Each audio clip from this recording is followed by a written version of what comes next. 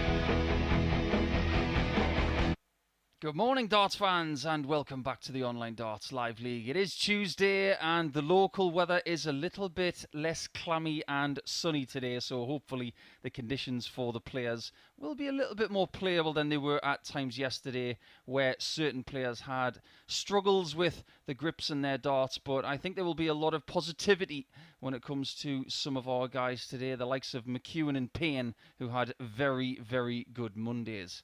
Let's have a little look at what happened yesterday as far as the Group A table is concerned, because it was Jim McEwan who won 5 from 5. In his final game against Josh Payne, it was his worst performance, but it was still good enough to get the 5 perfect performances. He wins 10 points for the day with Payne on 8, Gilliland, Stone and Dennant still in the fight. But their early games on Tuesday will have to be fruitful, otherwise we could see Payne and McEwan in the distance, with Edgar looking possibly at Thursday and Friday already, because number 1 spot in this table goes forward to the finals, with the other 5 promoted to different groups on Thursday and Friday. Depending on where they finish is depending on where they will play on Thursday, of course, whether it's the morning session or the evening session. We will know more about that by the end of Tuesday, but 2 days to go in Group A. Who will be the chief at the end of day number 2? We're going to start with Chris Gilliland, and he's going to be up against Gary Stone. Yesterday, this fixture, saw the best performance of the day from Chris Gilliland. How he would love to do that once again against the same person on 4 points in Gary Stone. Let's get down to the hockey to start Tuesday's action then. 41-year-old from the southern part of Scotland, nicknamed Stoney. There you go. Nice and original, but the Ginger Ninja's got the ginger shirt on today. Okay, first leg, it's Gary to throw first. Game on. Gary started pretty strongly yesterday without getting a win in his first 2 games. He averaged well, 60, but did not win against McEwan or Payne. And by the end of the session, he was thinking, I'm going to walk away with 6 points on Monday. 139. He was denied by a Chris Gilliland performance of 97.3 for the average and 40% on doubles. 97. It was very efficient indeed. As for Chris's day on the whole, you have to say it was pretty satisfactory. 180. He got 3 of those yesterday, and he's already got his first 134 in his second visit. An average for Monday of 87.21. Those 3 maximums that I've already mentioned. His best performance against Gary Stone. And only 1 ton plus checkout of 100 exactly, which came in his first game of the day 99 against 82. Matthew Edgar. He's got to stay on the centre. Not that centre. That's why he's smiling. 58. He wanted the green piece. Gary 111. Gary wants the red bit. 2 bits of red. There's one of them. 75. He went for the wrong double. Pressure required 24. When he realises what he's done, he's going to be so mad. Games on the And he's first going to be leg. even more mad Chris now Gilliland. because Gilliland has taken that first leg against the throw. I hope for Gary's sake that he doesn't realise he went for the wrong double. Second leg, it's Chris to throw first. Game on. I'm trying to read Gary Stone right here to see whether 100. he knows he went for the wrong double. I don't think he knows, which, for his sake, is a good thing. 137. It's actually good refereeing from Owen Binks there, because if you play a local match and you go for the wrong double, the person marking the game would probably tell 60. you went for the wrong double. But professional referees are there to call scores not to do anything else apart from that and look after player security whilst they're on the hockey. 140. But in that spot, it's not the referee's responsibility to tell you that you've been for the wrong double. So, good refereeing there for a moment.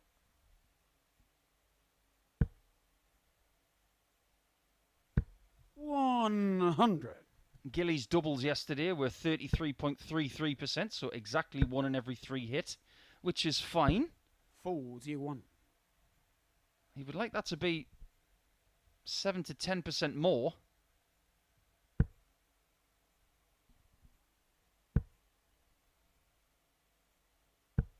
$70. Doesn't get to a finish with that visit, and Stone has a possibility of a break straight back. 85. And he has a guaranteed look at that 98.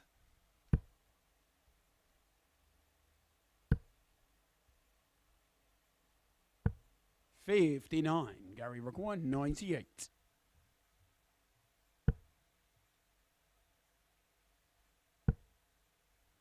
No shot. So Gilly does get the chance to rescue his throw after a somewhat suspect previous turn. 3 18s now. There they are. 72. And a near miss on tops. Gary required 40. Gary will be hoping that he can take double 10. 30. Chris required 40. I think he's better off missing this low if he misses on it. the second leg. But he doesn't miss it. Chris Gilliland. And Gilliland is looking for a very good start. Like he got yesterday, he was very good in game 1. And it seems it's going the same way. Then it's Gary to throw first. 93.94 is 32 darts for the first 2 legs. That is a raised standard in the first 2 legs from what we saw from him yesterday. But as far as Gary is concerned, his running average 100 was 93.69. That was the best of any player. And he wound up with only 4 points. 121. Maybe a bit of a sign that he's in good form. He just didn't get the wins that he maybe should have had yesterday, particularly when he played against Josh Payne, where 85. he was 3-1 up. Had 3 match darts at 3 different attempts. 100. In 3 different legs. None of them converted, and that was definitely 2 points he left out on the hockey. 121, Gary, 154. This is looking good. Or should I rephrase and say this is looking better? 98.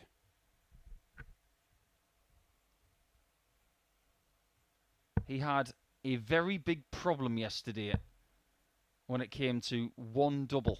95. And that double was double top. Gary required 56. He constantly missed it low. Game's Not on the this third time. leg. Gary And if Stone. he starts getting shots at that double and he can fix hitting this double a bit cleaner, everybody will have to watch out. I lost count yesterday of how many times Gary missed tops low. And that's one of the reasons why his double percentage yesterday was under 33%. He did have 3 ton plus checkouts, a couple of them on the bull. 100. And he was one of only 2 players that registered a 4 visit leg yesterday. He got 3 of them. Jim McEwan got 2. 55.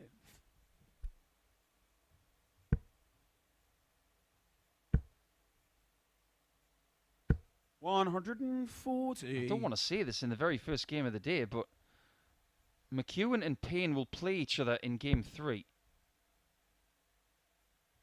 If McEwan wins a 6th consecutive match this week, 140. he will create a little bit of a buffer between himself and the chasing pack.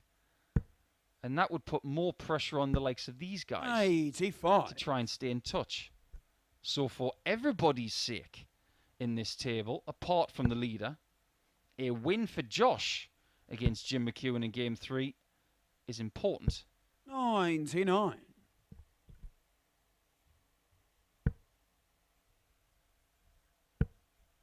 140 would leave double 18.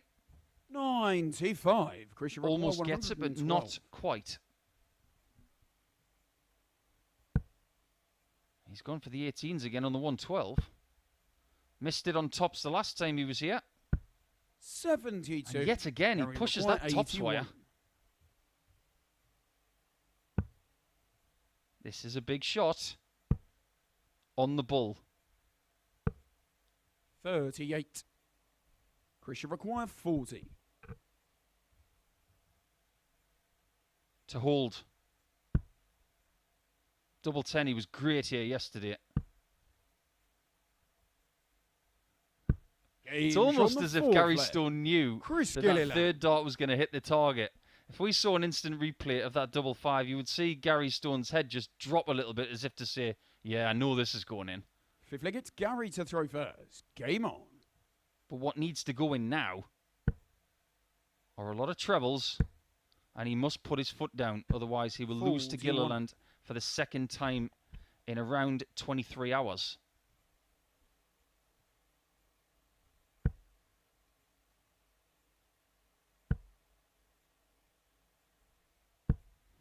This is a decent performance from Chris. Yesterday, his best average, like I said, came against Gary, so I'm sure it's not personal. 100. And maybe he just likes the pace against Stone, which is a little bit quicker. Sometimes you do find that you like playing certain people because of the pace that they have with their game as well.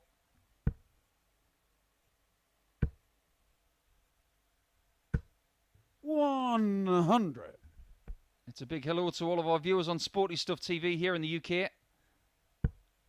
Approaching 9:45 in the morning. And we also say hello to all of our international viewers on YouTube.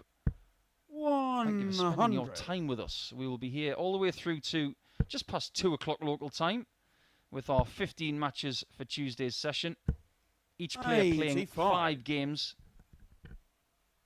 10 points on offer per player for today to see where they stand going into the final game cluster of Group A this week. 50.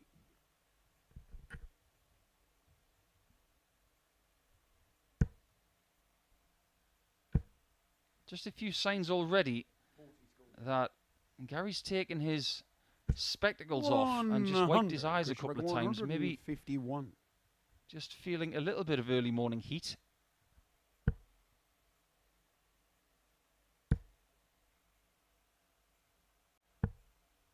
Now this is an important shot to stop Gilliland getting a match dart. He must take this. And it's tops with 1. 55. And it's low. Especially on the combinations. 20. That's what was happening yesterday. Double 5. And he was very good on double 5 a couple of times, wasn't he? Gilliland. It's a carbon copy of what we saw yesterday with Gilliland winning by 4 legs to 1. Again, he averages over 90 against Gary Stone. And 44% on the doubles is a bit of an improvement on what we saw from him yesterday against Gary. So a great start for the Northern Irishman, picking up his first 2 points in Game 1. We didn't get any points for Matthew Edgar yesterday, unfortunately, but he will play in our next game against another Matthew, in Matthew Dennant, who also got 4 points. The Matt Derby is coming up after the break.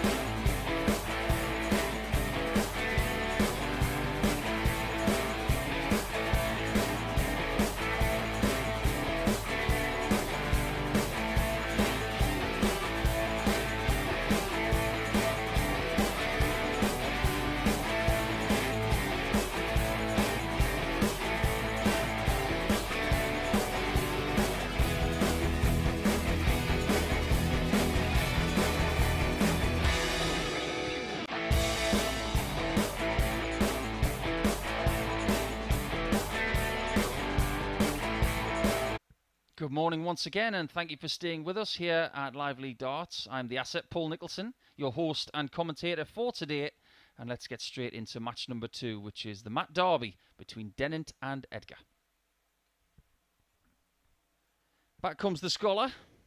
Another day at school for him.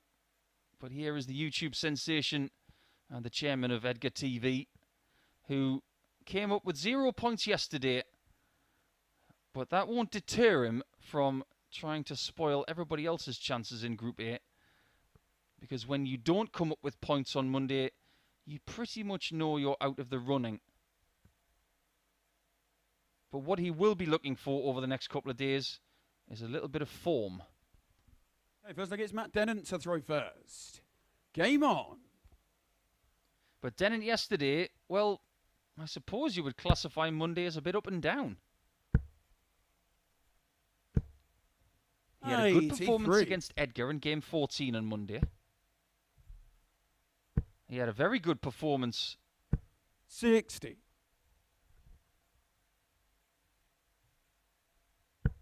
When he played against Chris Gilliland in match number 4 yesterday, with his best average of the day of 92.69. But there were times where the doubles 100 was so far from being found on a regular basis that they were on the side of a milk carton. 60. And I don't mean that as a criticism at all. It was just one of those frustrating days where if he started a game by missing doubles, it would infect the rest of his performance. And that was very evident when he played in Game 2 yesterday against Josh Payne. 140. So more than anything, at the start of this match, what he will want is to get a chance and to take it quickly. 105. Mate, you're 160.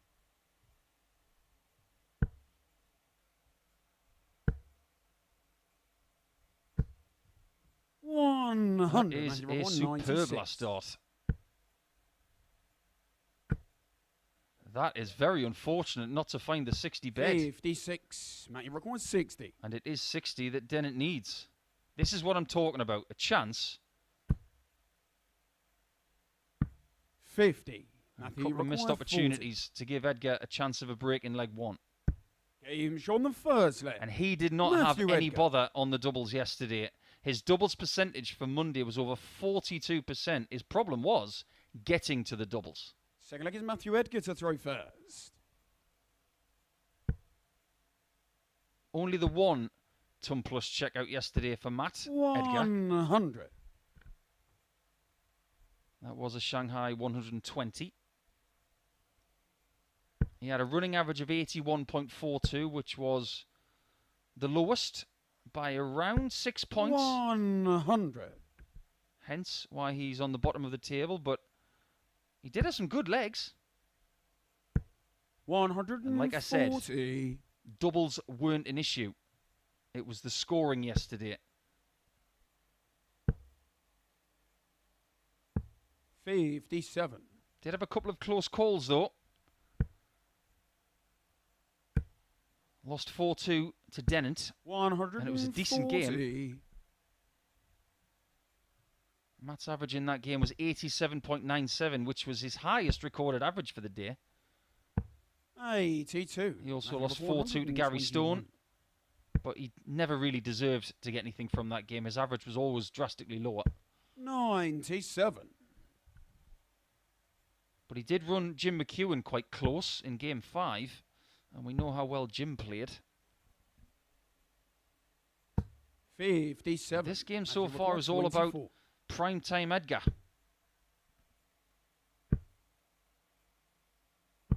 12. It's almost like his darts were allergic to the double 12 there. He'll be very happy to be coming back for double 6 next time. 61. Matthew required 12. Every right-hander loves double 6. Matthew Edgar. It's because if you get the line right, pretty much that's 99% of the job done. And half of the job done is in this match. Third leg, it's Matt Dennant to throw first. And very much like, in fact, exactly like the first game. 125. He's 2-0 up, 32 darts thrown. It's very easy for me to say this from this commentary booth. 55. If you can maintain an average of 93.94 for the day, you're going to pick up more wins than losses. 99. Especially in a quality group like this. 140. But it does seem to me that Edgar has got a bit more between the teeth today. He looks a bit more energetic. Maybe he 58. just had a better night's sleep.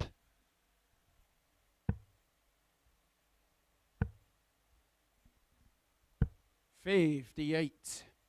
As for Dennant yesterday, though, running average of 89.32, which in itself is not bad at all. 59. I mentioned his best individual performance, which was against Gilliland in match number 4 yesterday. 100. Mate, you require 160. 0.69. His best finish was 106, which is an anagram of 160, of course. 78. In numbers. Matthew, record 148.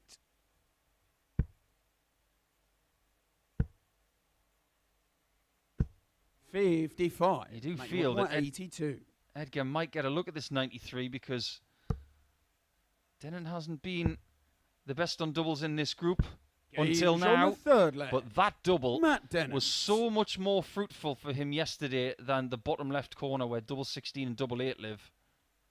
And I said out loud in his 5th game yesterday, if he is going to have an improved day today, that shooting for tops instead of 16s is probably 140. his route to success.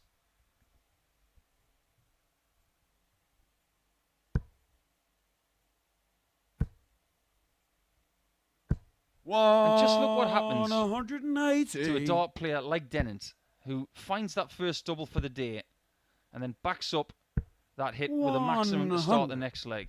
He is a confidence player.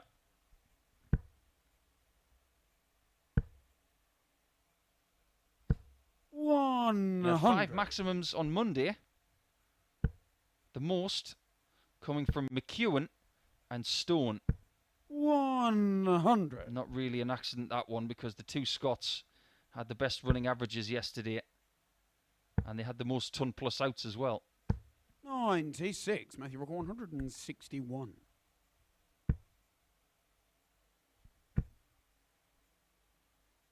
$90. Good play there from Edgar. 125. Chance. Just don't hit the bull, Matt. Now hit the bull. Oh, 100. He'll be disappointed he missed that one. It was so well laid up. Double top. 31. What a chance now for Matt Dennant. Matt, you require 25.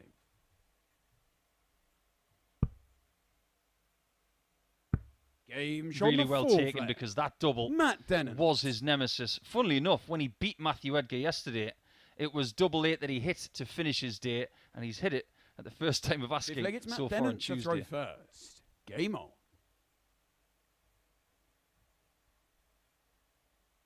He is definitely on the comeback trail. He was 2-0 down, averaging in the 70s.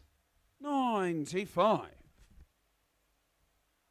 Now he's in the 85 range and seems to have a better range on the inner ring. 100.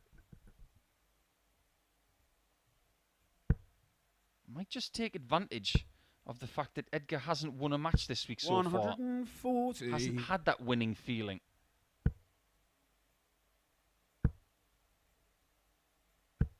$41.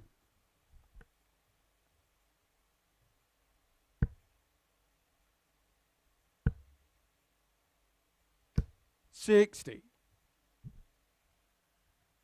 Whatever you are doing today, we hope you can tune in all the way through the session. 60. 5 rounds of matches.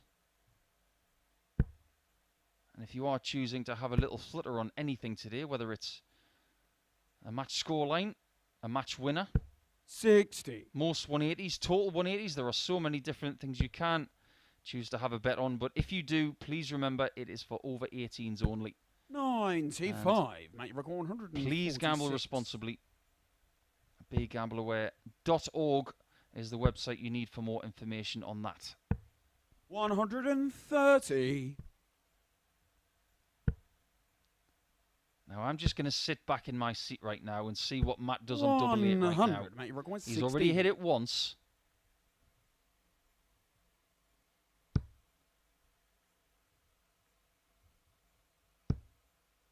This is what was happening yesterday. No score. Matthew, 3 well-thrown shots, all sitting on the wire. And that is the pitfall of going downstairs on 105. If you go north on 105, the single 5, the single 1 still leave a finish. The only thing that scuppers you is the treble 1. 16. You've got more outs up north than you have down south.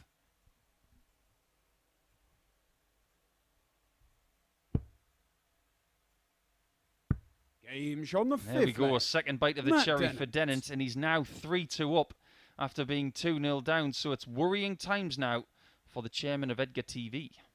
Sig flag, it's Matthew Edgar to throw first.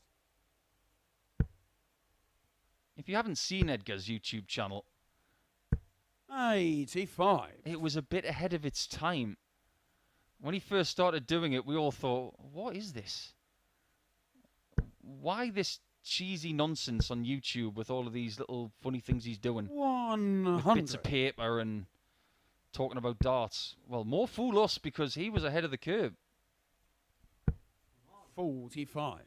Now there are hundreds of darts YouTube channels, and he has one of the best ones. It's not just funny stuff he does. 100. He talks about real issues within the game. 140. But at heart, he is a dart player, not a darts YouTuber. He wants to compete. He wants to win. And he can play. That's the thing. 99. You speak to many professionals around and mention Matthew Edgar, they'll say hard worker. Someone who backs himself. 41. Matthew Rock 100. He never backs down when it comes to challenges. No, 80 scored. He wants to lead double 16, obviously. 100. And does.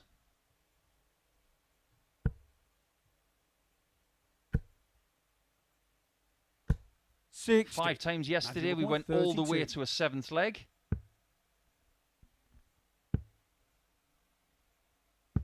No score. And we might not hear if Dennant finds his best finish of the week. Not meant to be. 60. Matthew requires 32. Second bite of the cherry this time for Edgar.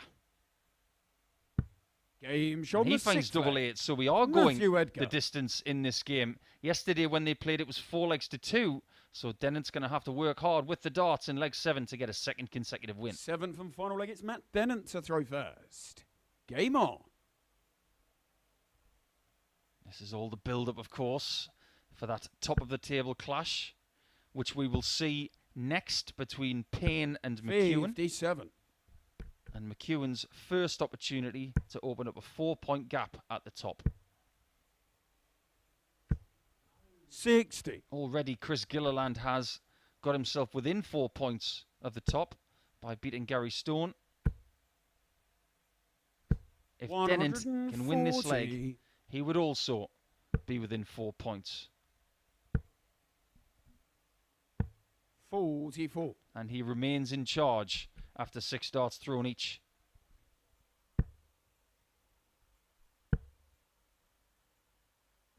$60.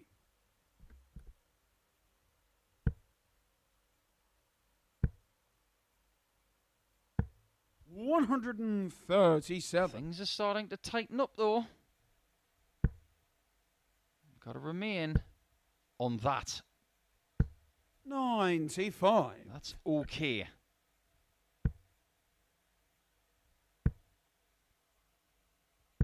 That's equally as good. 149. So we are down to the final furlong of this game.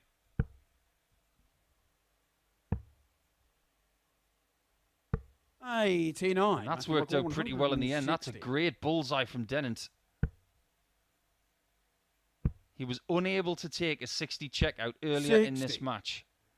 Matthew Rockall 60. Can he put it right?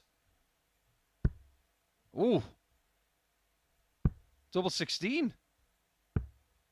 28. That would have been Matthew Rockall, different. 100. Saw some odd things happen yesterday. That would have been the oddest. 2 double tops. Well, he obviously wanted to go 52. for the 48 and the 32 to finish the Matthew match Rockall, off. 32. And it's 48 and 32 left for both players. I think Dennant is just taking a few seconds before he goes for this double 16 because of what happened in the previous visit. 24. Matthew, you That require is 4 48. match darts missed. Can Edgar get his first points of the week? Double 8. He can get his shot first on win. the match. By hook or by Matthew crook, I Edgar. think is the phrase that we're going to use with that one. But finally, and I'm not going to mimic The Rock, one of his wrestling heroes, finally he gets his first 2 points. The averages were pretty low considering what we saw from them yesterday, but they've brushed off their cobwebs. Hopefully they will put in better performances a little bit later on. The checkouts equally a little bit under par. But under par is not what we saw from McEwan and Payne, and that is what we're going to see next after this short break.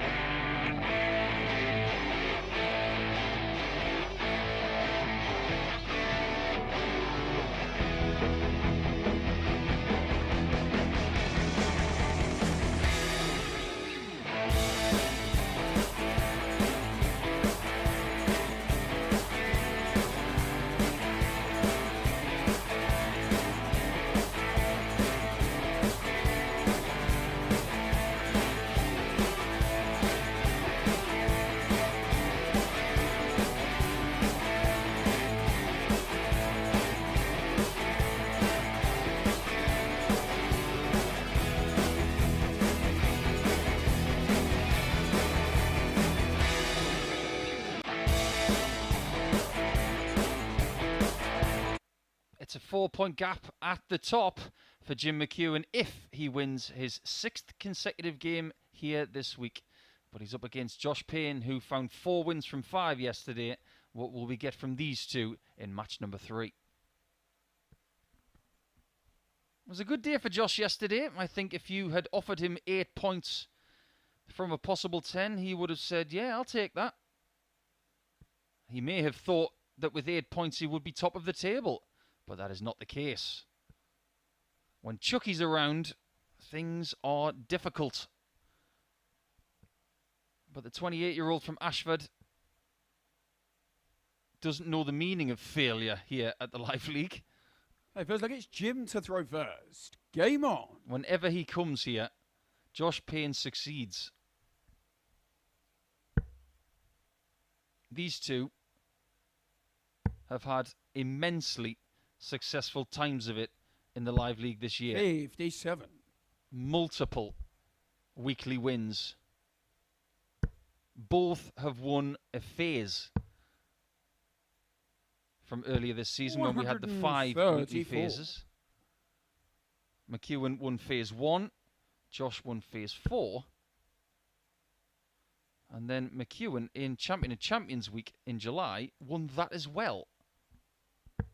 59. But we are entering a new phase here in the late summer of 2022 because it's not 4 qualifying weeks anymore. It's 12 qualifying weeks, and this is week 4.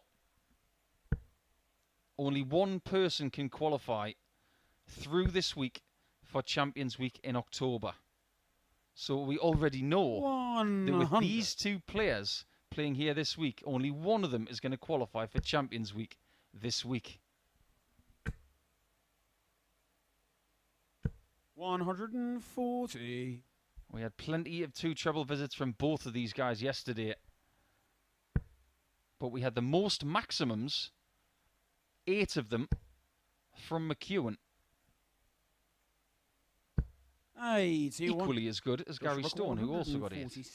In fact, Josh was equally the worst on maximums, which is not like him. 86. He only got 2. I expect him to get more than 2 today.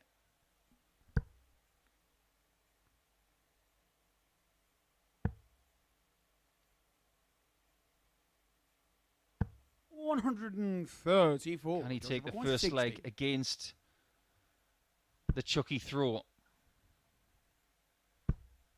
Double 10. 50. Early chance for McEwan to rescue He it. requires 70.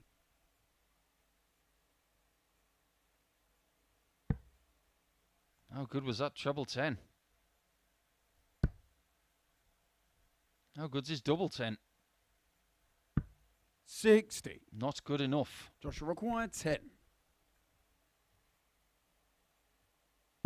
Game show 10 is the number, but it's not double 10. It's double 5, and it is a break of throw in leg 1 for Josh.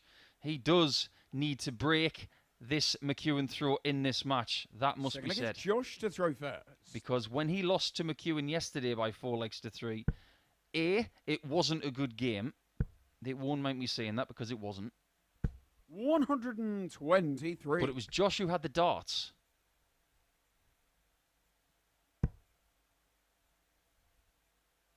There's 2 agendas here for Josh. 1, get the 2 points and get himself to 10 points. 140. But beating Jim would stop him from getting to 12. It's your classic Live League 4-pointer.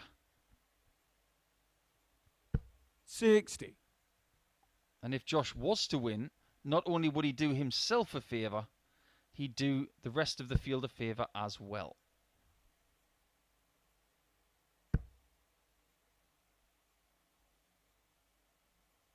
That's more like you, Jim. 180. His first 180 of the day. 58. He did have the best individual performance yesterday, Jim McEwan, in Game 3, funnily enough, against Gary Stone. And that was against the darts. And it was the only three-figure average yesterday, funnily enough. 100.59. 81. If you'd have said to me early yesterday morning that we would have one ton plus average all day, I wouldn't have believed you.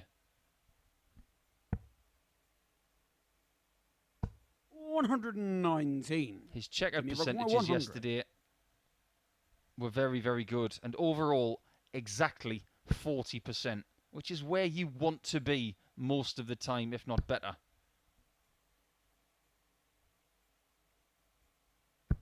60. He's got two on the wire there. 141. But it has been a really good response from Chucky, who will come back for tops to break straight back. 93. Jimmy require 40. He's had a couple of sighters. Game shot on the second leg. Didn't need Jim any more McEwan. guides on that one. It is an immediate break back for Jim McEwan. So we're down to a best of 5 from here to get 2 points. So look, it's Jim to throw first. Game on. And as you can hear from our referee, he retains the throw in match number 3 here, as his average goes up to 96 after a couple of legs. And he spent a lot of time in this sort of range yesterday. Josh's running average for the season here at the Live League 58. is around 91.5. But he spent yesterday around this 89 mark a lot of the time. It wasn't his best day, but he still picked up more points than everybody apart from this guy. 100. He had a high finish of 126. That was on the bullseye. The best leg of 13 darts. 140. But his checkered percentage was delightful yesterday. 48.7%. He didn't have much problems. Much in the way of problems, I beg your pardon, when it came to finishing legs off. 100. But his scoring was down on what it usually is.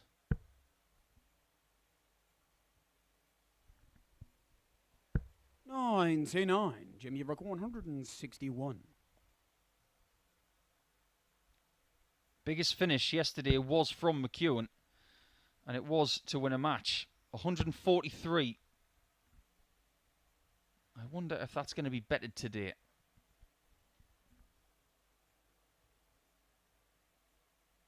You can see how thoughtful a player he is. 93. He doesn't throw a dart unless he's absolutely sure what he's going for. But he did something yesterday in his match with Josh that even I couldn't comprehend. He had 85 left with 2 darts, and he went for a treble 20 and a 5 to leave double 10 when Josh was on 118. 100. Jimmy requires 68. I still haven't figured it out.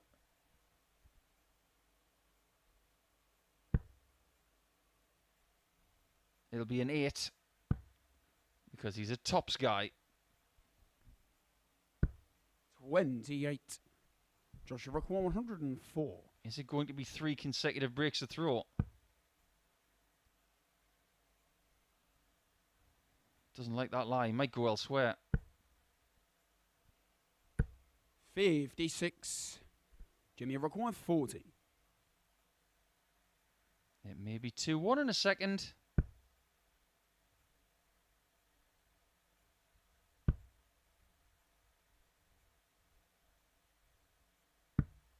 Game show on the third leg. It does keep you waiting Jim a little bit, McEwan. doesn't he? Just pausing for effect.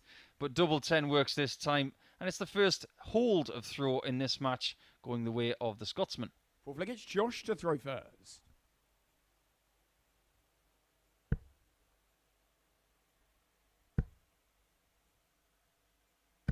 $100.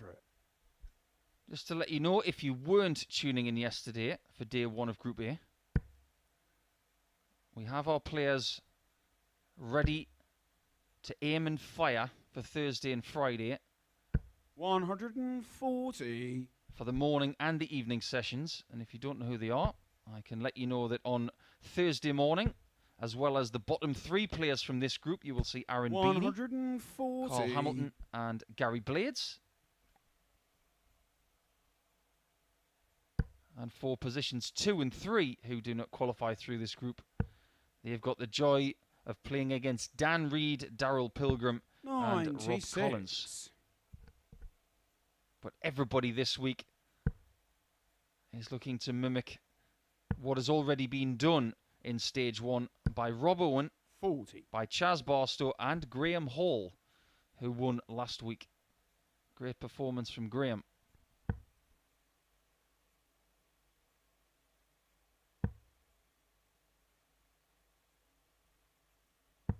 $95.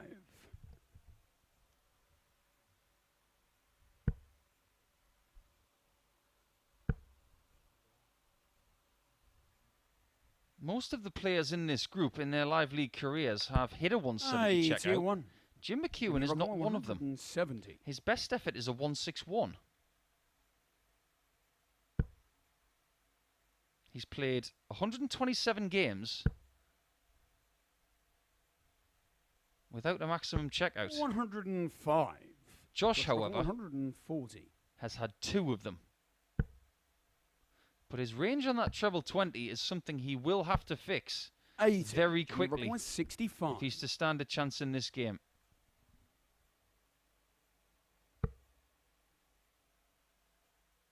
Is he going for the 3? For double 6? Get it right, don't go for double 4. 53. I think he was caught in 2 minds. Initially, 60. his eyes went to the top right corner. I think he was thinking 7-4, but was going 3-6. Game And shot Josh Payne takes full advantage of that. Josh Payne. And he gets a bit of a lifeline with that miss of double 6 from McEwan. If he gets Jim to You throw don't first. often see Jim miss a double Game by on. that margin. And for me, that was all about the fact that he thought he had double 4.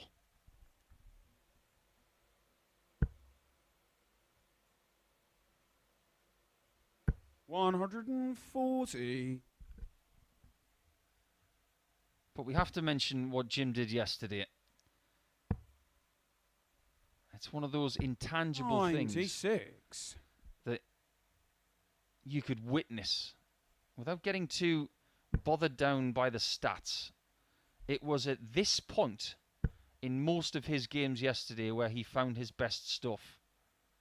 His ability to finish people off yesterday was perfect.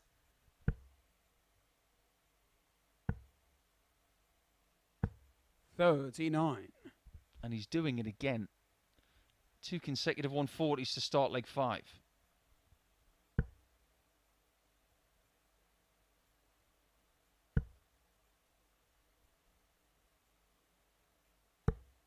$105. Just imagine being a player who is as dangerous as Jim McEwan, someone who has won 3 titles in 2021.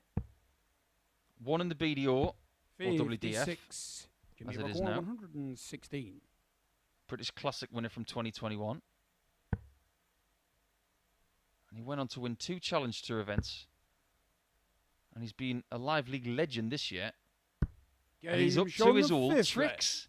12 darter, and that is another 12 darter for him, his 3rd of the week. And he is putting his foot down towards the end of a match again. Sig like it's Josh to throw first. We are yet to see an 11, 10 or a 9 this week. 96. We have had a few 9 darters recently, a couple of belters, one from Graham Usher and one from Danny Van Tripe about a week ago. 140. One thing I can tell you, because I've been privileged to see 96. the list of players for the next few weeks, I'm not allowed to tell you who they are. But some of the players coming in, interesting. Because this new way of qualifying for 60. Champions Week where it's 12 qualifying weeks. We're going to be utilising the amount of talent that's out there, of which there is lots.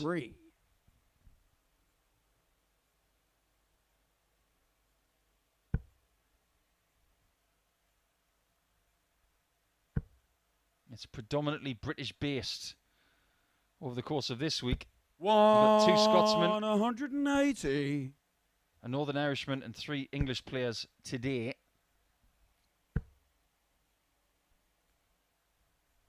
And the rest of the players on Thursday 60. and Friday are English too. But in the coming weeks, we do have 121. some people from overseas. I can dangle that carrot.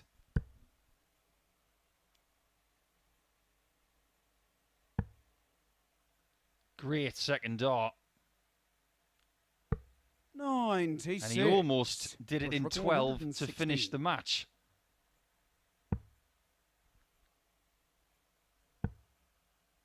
This is key. And look at that nod of approval from Jim McEwan in the background. That is a classy finish from Payne. Only his second ton plus finish of the week. But that is how you stay in a match when you're not playing your ultimate best. That gets my nod of approval as well. When your opponent has missed the ball to win the match with 24 darts and 2 legs, and you're sitting on 116, having to hit it. That just goes to show what Josh has got in the locker.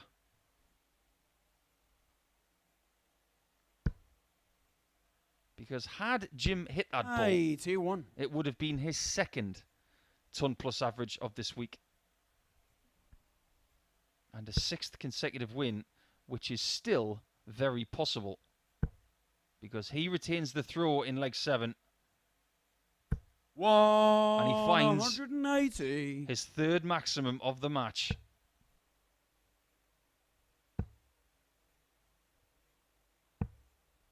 $55. The end could be nigh.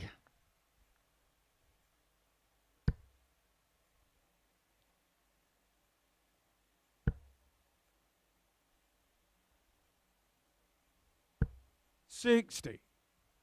Not quite yet. Surely the maximum needs something akin to a maximum.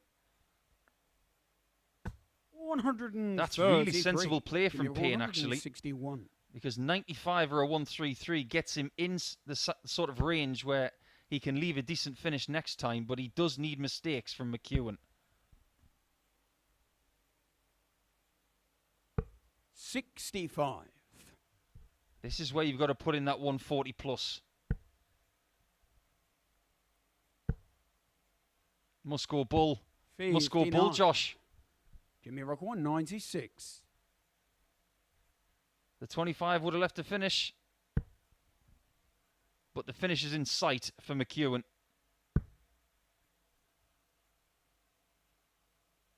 Now, does he want to go for this double 9? Of course he does. 78. He was caught in 2 minds because he saw out of the corner of his eye that Payne was on 173.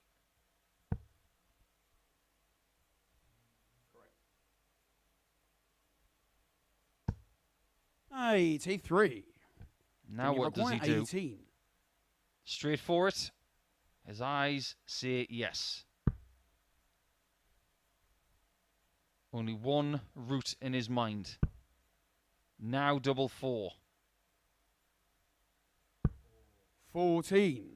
That's 5 Joshua missed McEwan, darts 90. for the match. And Payne could steal it. But he hates that No dart. score. And he's Jimmy bust the Rock lot. 4.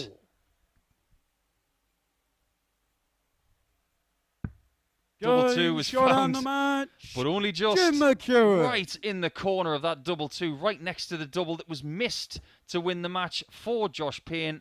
97 the average for McEwan. It was always in that mid to high 90s range. 86 for Payne. He will not be happy that he lost the match in the end, but it's now a 4-point gap at the top with McEwan on 12, Payne on 8. It's now over to the chasing pack to see what they can do in the round 2 of our matches, and that's coming up We're starting with match 4 with Edgar against Stone, and that's the first one after the break.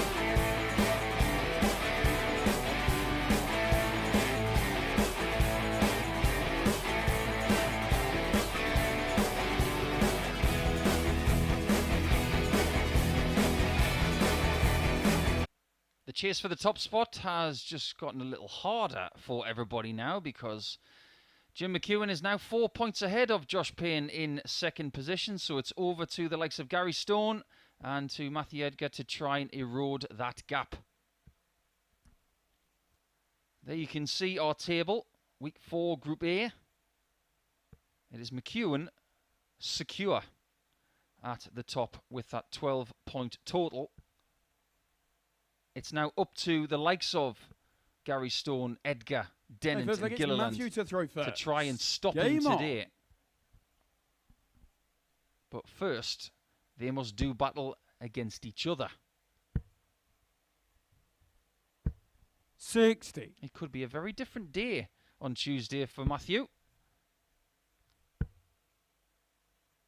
Pointless Monday. 80. It could be a point-filled Tuesday. But it's a case of 100. Same old for Gary Stone, losing 4-1 to Chris Gilliland in game number 1. That's exactly what happened yesterday. 40. But what he would give for another win against Edgar, which was a bit of a trial yesterday, I would say. It was never comfortable even though his stats didn't prove that. 99. His average, in fact, was a good 15 more than his opponent, but that does not tell the story. 80. Gary did miss a few doubles and let Matt in on too many occasions, but ultimately he did get the job done. 60. Now, for me, at this point in this group, there has to be 98. a question floating through the air. And that question is, can we catch Jim McEwan? 52. If they Matthew don't require think they 80. can, they're going to feel quite flat. Game That shot was the anything but first leg. flat. Matthew That was a Edgar. really good opening leg there from Matthew Edgar. And like I said a little bit earlier, he's not really had much trouble when it comes to the doubles. Second leg, it's Gary to throw first. Now that he has got that win, he may play 60. with his tail up.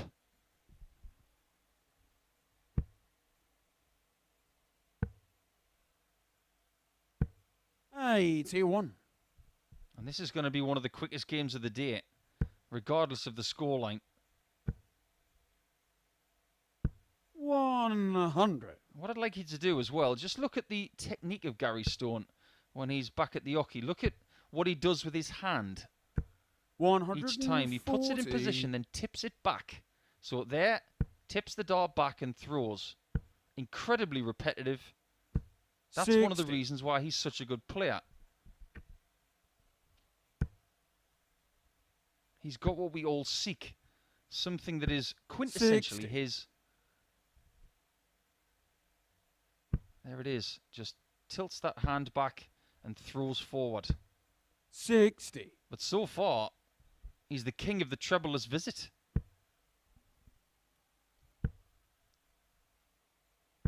$100. It's not as if Edgar's playing majestically well. He's just playing well enough. 97. Matthew require 120. He didn't do that, did he? Was he going for 3 double Gary tops? require 124. Who do you think you are, Matt? Jose de Souza? How about a bull? 83. Matthew Well, require he went for 80. 3 double tops. How about 2?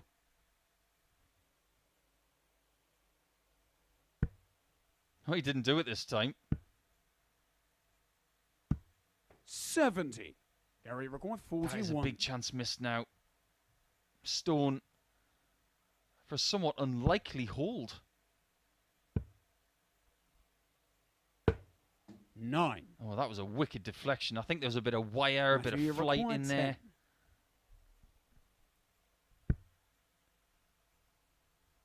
And Game that's a shot on the break second for leg. Edgar, who takes Matthew a 2-0 Edgar. lead. Very similar to what we saw yesterday. Edgar did take the lead, but at this point, it was Gary Stone who figured his stuff out. Third leg, it's Matthew to throw first. To me, it looks less likely today because of that average. 100. Even at this stage, when he was 2-0 down to Edgar yesterday, he was averaging over 90. This is a drastic 60. difference. He just hasn't got his mark on that 60 in this game.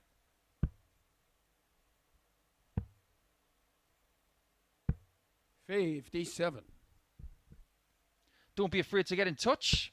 If you want to tweet us today at Darts Live League, as you can see in the bottom right-hand side of your screen. 100. You can tweet myself at the Asset 180. And if you have any thoughts about Live League Darts or any questions about 137. darts in general, please feel free to forward them on to us. 45. Pretty much the only thing I'm not allowed to tell you is who's coming up in the next few weeks, because that would spoil the surprise. 100.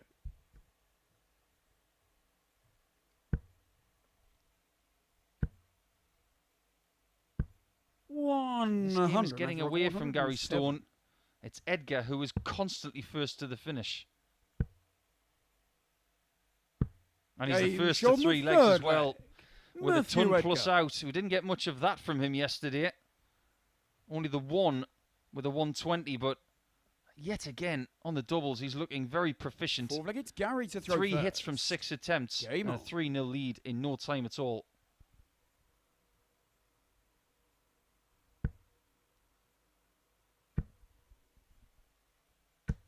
$60. You can see how angry Gary Stone is with this performance. He's got every right to feel that way.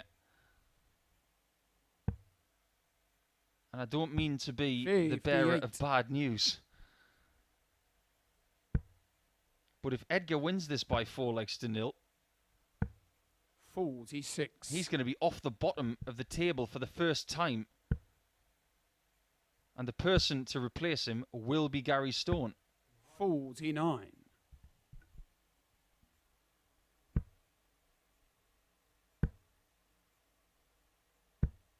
$60. Every now and again, dart players make this game look easy. It is far from that. 60. I had a practice on that board this morning for about 15 minutes, just to feel it out. I think there was about 6 or 7 minutes of good stuff in there, but about 8 minutes of dross.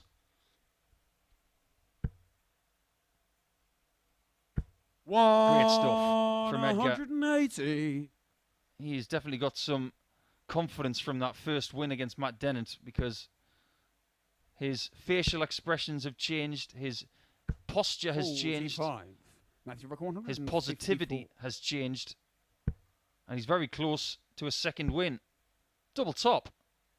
Oh, that's special. What a great way to finish that game from Edgar. His best performance of the week. It's not a massive average by any means, but it's incredibly impressive the way he finished that. 154, the best finish we've seen all week long.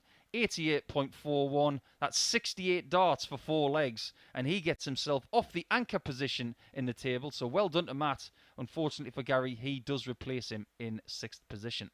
Match number 5 is coming your way after this short break, and that's going to be Gilliland against Payne. Payne looking to put the Payne the way of the Northern Irishman.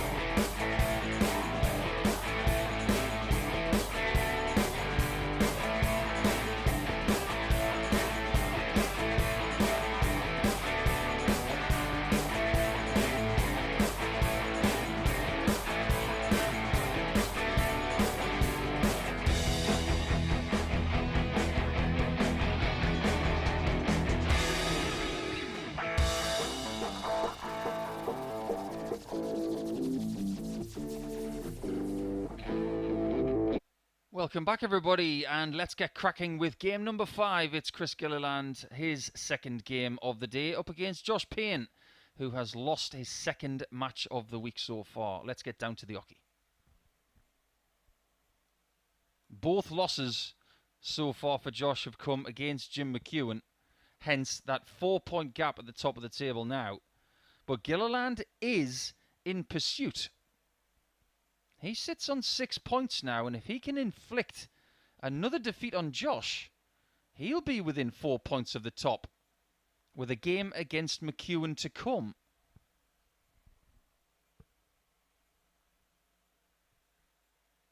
This is one of the beautiful things about round-robin play. Just because that 4-point gap for McEwan is there now, doesn't mean it is Chris later. To throw first. Game on. The narrow stance, side on, the deliberate point to the board and thrust forward from Gilliland is a great technique. 140. And he started really well today with a 4-1 victory over Gary Stone for the second game in succession.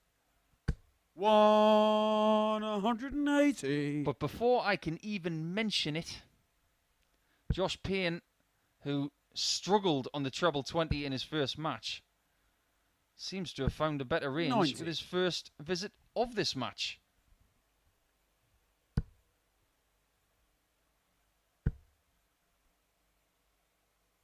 The great players who have bad starts to matches or bad short-term matches like we've already seen from Josh, because it was a bad match for him. 100. He knows he probably should have won it after missing a shot at double 15 in leg 7. But the ability to change something 41. throughout the course of a game or a day is what the greats can do. If you don't start well, you fix what is wrong. If you just constantly plod on doing the same thing and expect different results, you're not going to get anywhere. And Josh knows that first start needs to be found more often against the Northern Irishman. So far, so good. I can't say that without laughing, because he's thinking right now, that was close. I almost joined the 180 busting club. 36. Just record 40. Double top.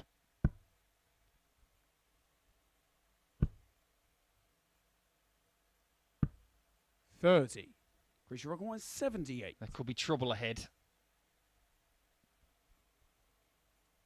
He's got a bit of a smile on his face as well, as if to say, the Ginger Ninja's about to pounce.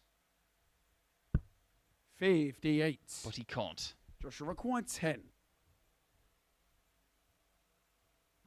Game shot on the double first 5 leg. has been quite Josh good for Payne. Josh over the last couple of days. He doesn't want to leave it. Let's face it, nobody wants double 5. But it gives him a 1-0 lead and a break of throw. Second leg is Josh to throw first. Show me a dart player who says they like double 5. And I will show you a dart player who likes to tell fibs. 100.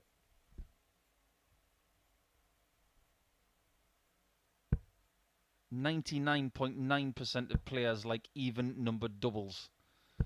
The 60. .01 of that statistic is Johnny Clayton, because he likes double 1. That's a true story. But most players, it's tops, it's 10s, it's double 18, double 16, double 14. They're all even numbered doubles because they like the plan B element. 140. The fact that it splits down to something else without needing a single.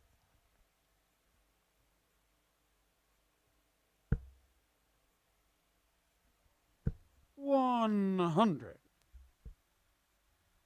Chris's first average of the day, over 91, was an improvement on what we saw from him on Monday. But we can't ignore the fact that after his first game yesterday against Edgar, he did regress a little bit throughout the course of rounds 2, 3 and 4. 140. Until round 5, where he seemed to fix it.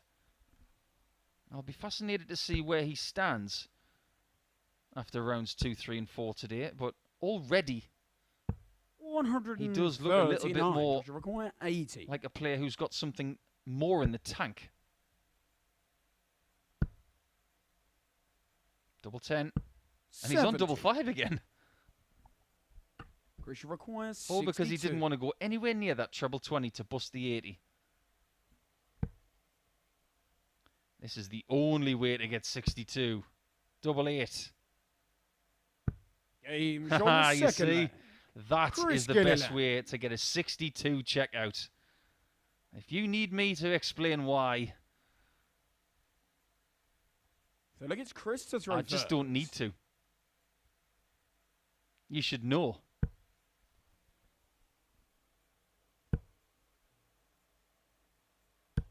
$66. Couple of breaks to throw so far, with Josh having the superior average and still now needing 140. another break of throw.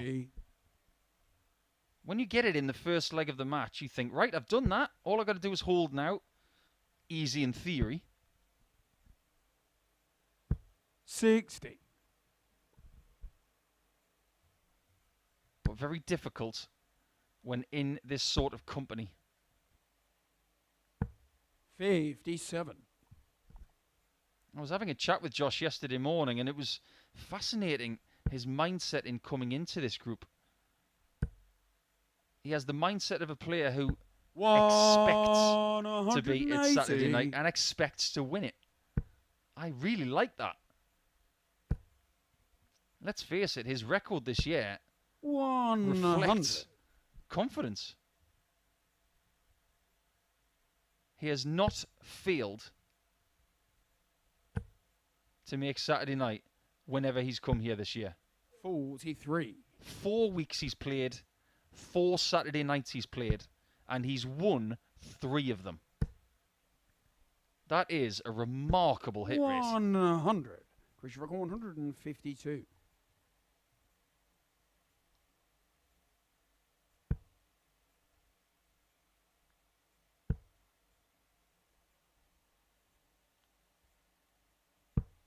$92. Joshua record 104. Now, 16s has been calling on the 104 earlier in the week, but he's changed his tactic here.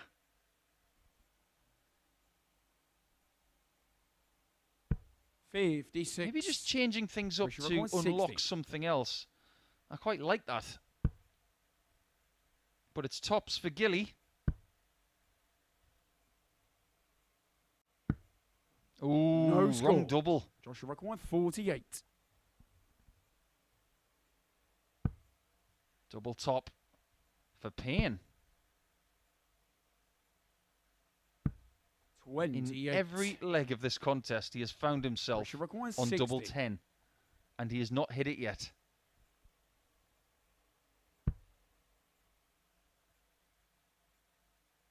Game Gilliland shot the puts third it leg. right this time. Chris Gilliland. And he really is using up lives today. He's seen his opponents miss a few doubles, but he's taking Well, look, it's advantage of Josh it to throw most of the first. time. Game on.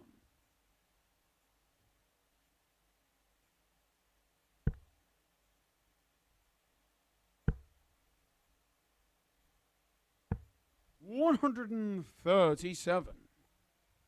Now, just looking at Payne's record this year, he won Phase 1 Week 1, Phase 2 Week 4. 59. He won the Champions Week in Phase 4. The only Saturday night, really, where he didn't come up trumps 100. was during that Champion of Champions Week.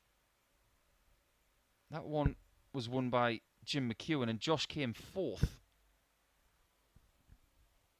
100. But there was one more Saturday night, in fact, where he did not win. He lost out to Conan Whitehead in Week 2 of Phase 4. But ultimately, he didn't win the 44. weekly title, he won the Phase. He won the Champions Week. So I would categorise him as a bit of a live league specialist. 45. We had a conversation yesterday as to who was the player of the year when it comes to the Live League in 2022. Josh Payne is in that conversation. Jim McEwan is in that conversation, as is Robert Owen. Other notable mentions would have to go to Graham Hall, 40. Graham Usher, and possibly Chaz Barstow. Tops for Payne. 20. Still hasn't it double 10. But he can put it right when he comes back.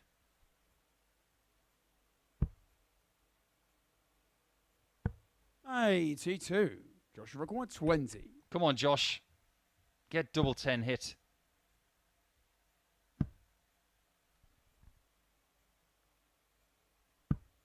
$10.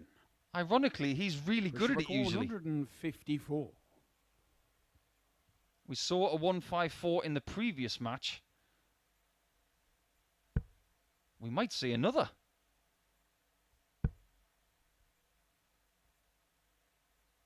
Oh, it's not again. Where did that come from? That was a leg he definitely shouldn't have won. An act of larceny. Fifth leg, it's Chris to throw first. 154 is the number today. That has got to hurt. Because if I was standing in Josh's shoes right now, I'd feel like someone's just hit me with a bat. 26. But ultimately, as dart players in singles competition, we have to take responsibility for what we have missed. And in this contest, Josh has missed 12 darts at double. 96. 140. If that was to happen with one match to go in round 2 today, we'd have 2 players on 8 points. 90. And 3 on 4. There would be gaps occurring everywhere. It'd be like that movie San Andreas. 128. But when you are constantly short of that 60 bed, like Josh has been at times today, a feasible switch for him is the treble 18. Josh for 137. He's used it really well in his previous visit.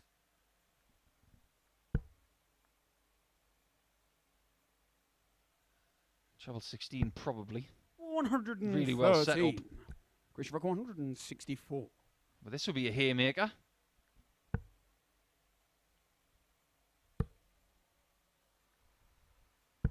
$64.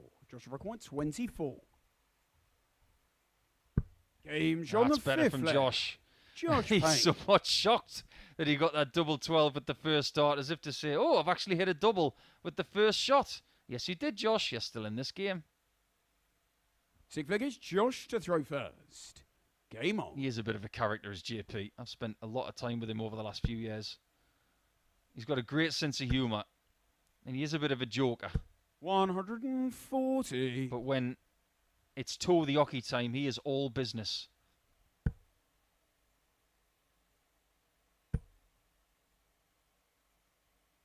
$100. Very often in this game, we judge players by who they are on the hockey and not who they are off. 78.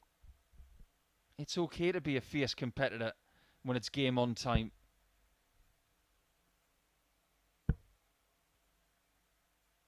But when the games are finished, 43. ultimately, that's where you are judged. Where you are as a person.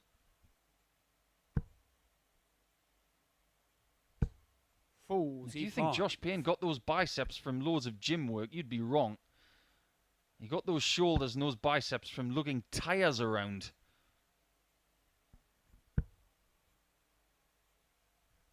Part of the family business of moving tyres from one place to another. Try picking those things up all day and see how your arms 42. swell up.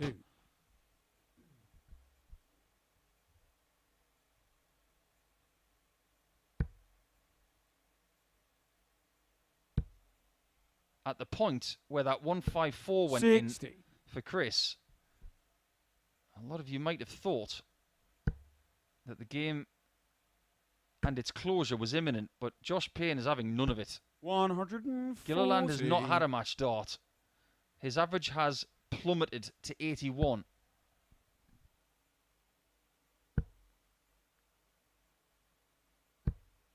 $41. And Payne has got time. 56.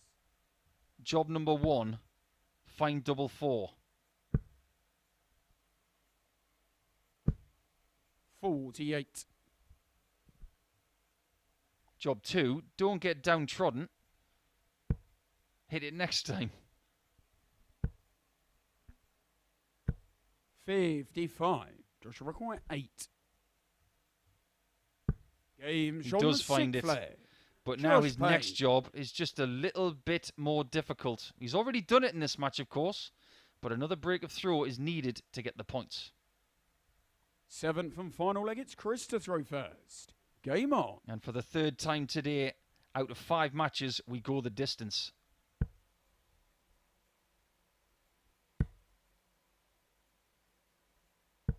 $140. An excellent start from the Northern Irishman,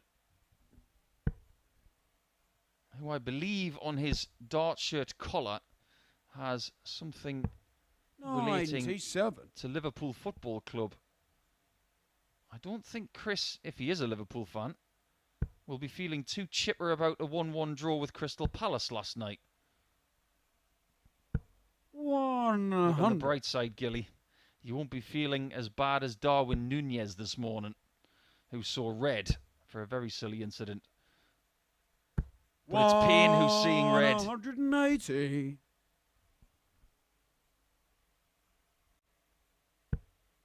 Red in a good way.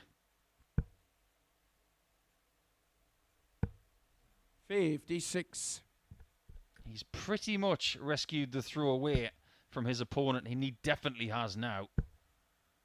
Just when he needed 6 perfect 180. darts, he has found them to leave himself on 44 after 9. What a last leg scoring performance this has been. And he's only got 1 job left. 60. Joshua requires 44. Double 16.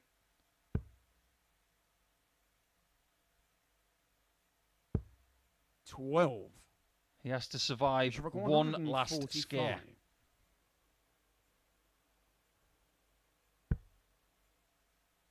Are you afraid? I was going to say of the big bad tops. 105. Joshua requires 32.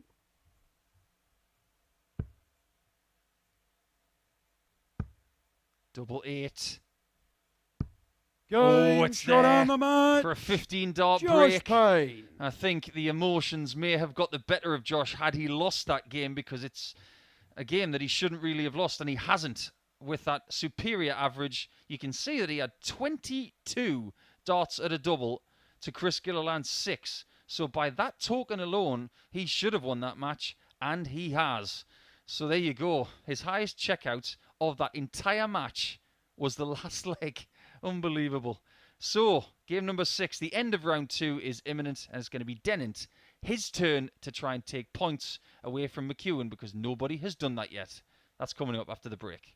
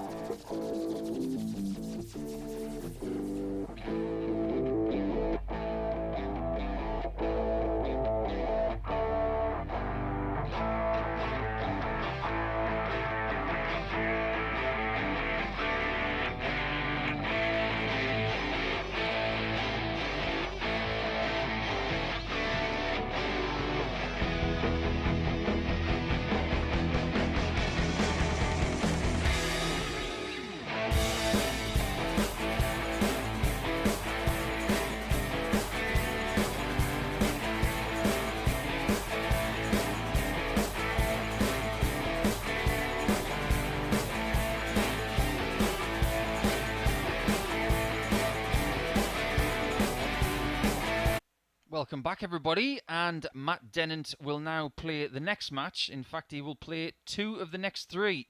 If he was to win both of them, he would get himself back in the running for the top spot here in Group A. However, his biggest challenge comes now against the person who would be 4 points ahead of him would he win his next 2 games. To have any sort of chance going into the second half of play today, Matt Dennant needs to find his best stuff now and against Gary Stone in match number 8 before Jim McEwan plays again.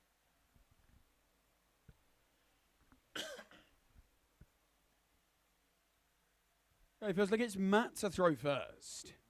Game on. If indeed he was not to do that, and McEwan was to win a 7th consecutive game,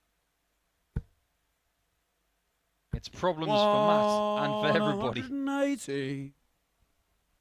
But you don't need me to tell you that that was an ideal start.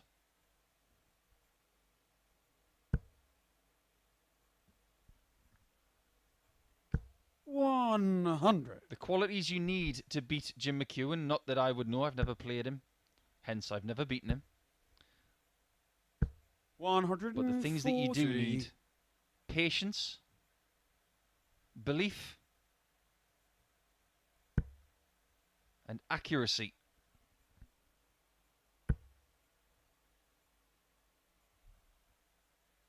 Some of the greatest players of all time have been 100.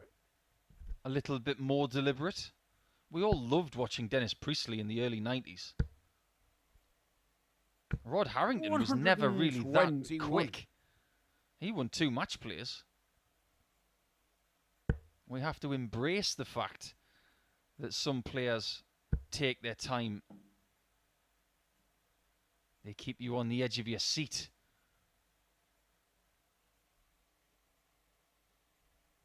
$140. Mate, you reckon 60. Great start from Dennant.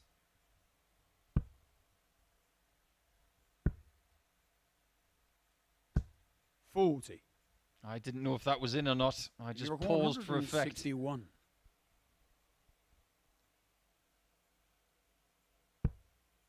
But we are starting to see the players who struggled on doubles yesterday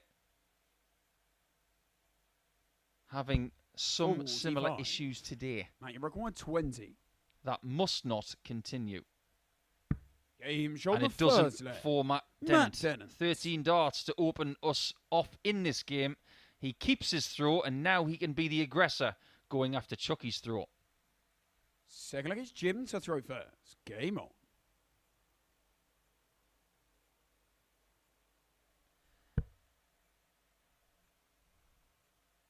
Yesterday we were posing trivia questions and talking about people's careers towards the middle portion of our schedule. I'd like to throw something to our live league audience today on Sporty Stuff TV, because I want to know 140 from our regular viewers and some of our newer viewers who might have just joined us this week, what would you like to see from live league darts? If not over the next few weeks, because the schedule is already set. But if you were to change the schedule, if you were to try and, in the words of 100 certain very successful billionaires, juice this puppy up a little, what would you do?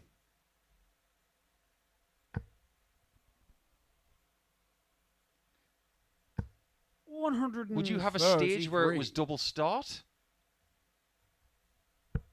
Would you have a stage where it was doubles? 55. I would say answers on a postcard, but we wouldn't get them for a couple of days. So the best thing to do is to tweet us at Darts Live League. Or indeed myself at the Asset 180, which means it will get to me a little bit quicker. I'd just be fascinated to hear from you guys to see what you'd like the Live League to do in the future, if indeed it is possible. I firmly believe we do not play enough double start darts. 39. I will Give me tell one, you in 48. the next leg what I'd like to see. That was so far off that even Jim McEwan can't believe it. That was for a single 8. It almost hit the treble 11.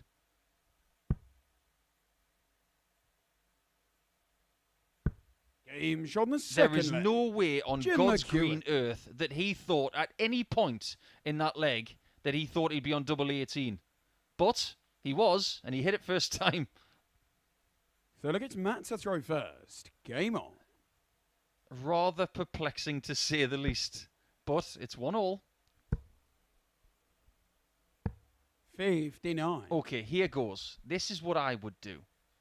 Just for a bit of a different stage. Of course, the stages take 12 weeks of qualifying, and then you have a Champions Week. What I would do is have a stage throughout the year, which is 5:01 straight start, just like this. And then in the next stage, I'd have the format changed to something like best of 57. 9 legs, but it's 3:01 double start. Real quick fire stuff. That's what happens in my darting brain. I think of things like that. 100. I do believe that's how they used to determine the North American Championship. The North American 60. Open back in the 80s. It was 3:01 double start. I'm pretty sure Chris Mason told me that.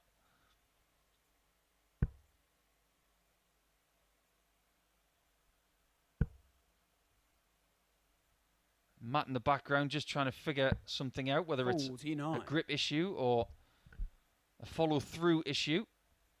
Just trying to maintain good technique. 55. And he does have great technique, but he's lost his throw here in leg 3.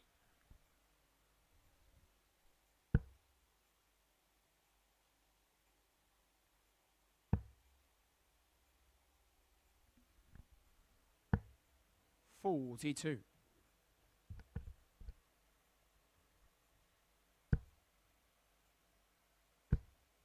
This is better. 140. We have Give the me big fish and the 170. baby fish. Big one first.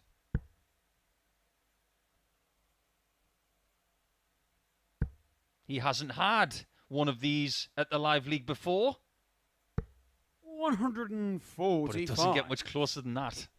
Matt, you require 130. How about a baby fish? Do. No, I'm not going to do the baby shark thing. But he could do the baby fish thing. 120. Just as close Give me as require the effort 25. from McEwan. Great efforts from both players. Double 12. Game shot on the third leg. Break of Jim throw for McEwan. Chucky, and he seems to be finding what he needs at this portion of the games. But at this time, Matt Dennant's got to be good, because we know what Chucky's about to do. It's Jim to throw first.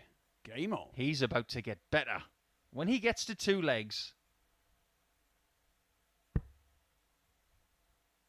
he's in, as they say in cricket. He's at the crease. He's already hit a couple of boundaries. He knows what to do. 59. And Matt Dennant's 92.5 average is going to have to improve if he is to win this game.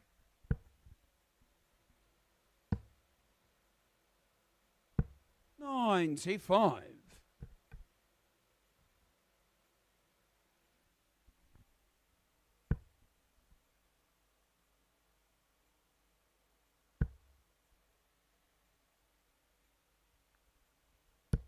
$100. I'm just surveying the equipment of Chucky as well.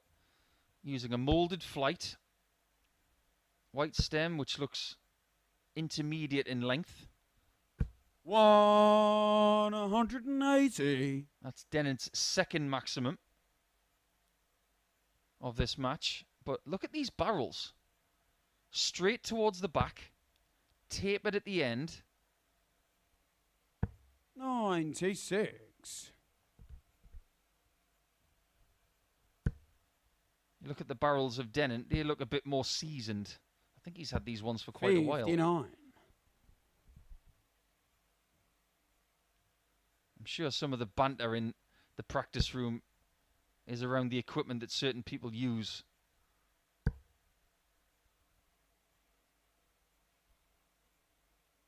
$140. But even the players have banter with themselves in this room, silently. Matt Dennant is not happy with his performance in this game so far. It hasn't been that bad. Jimmy required 106. But this is what it's like to play Jim McEwan. He's just difficult to beat.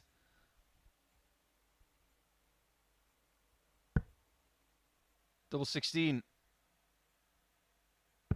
And Matt was smiling in the background. Jim McEwan. It's as if he knew that 106 was going to be taken. He's not smiling now. That's the biggest check out of the match. Doesn't have many weaknesses. And it's a 96 average after 4 legs again for McEwan. Alarmingly consistent over the last day and a half. 137. But when he's playing at this level all of the time, right now, I would put my money where my mouth is and say I would be flabbergasted if he's not involved in the semi-finals on Saturday night. 100.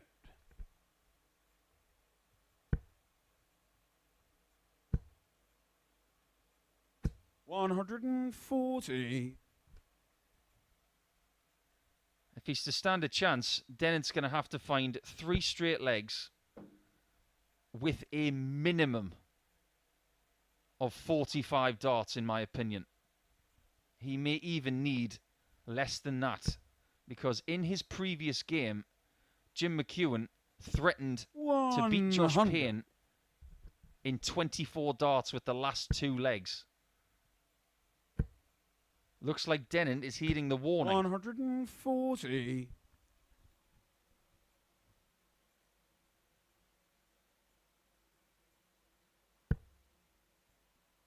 It's very much a pushing motion that Jim McEwan has. Pushes the dart through the air and the arm stays there for a while. 84. Whereas certain players like Dennant, it's a real fling.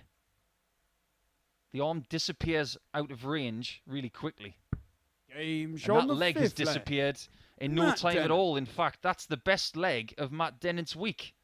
12 darts, and he's still in this contest. Seems like it's Jim to throw first. Game on.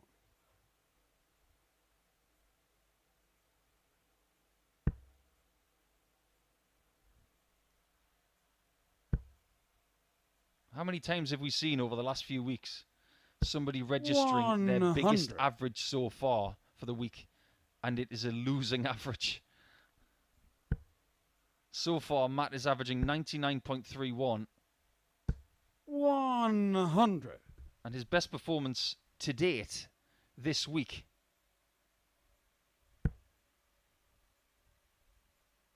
is 92.69, a game that he won in game 2 of yesterday. So maybe this is his sweet spot. 23. Playing his second game of the day is where he feels at his best. 83.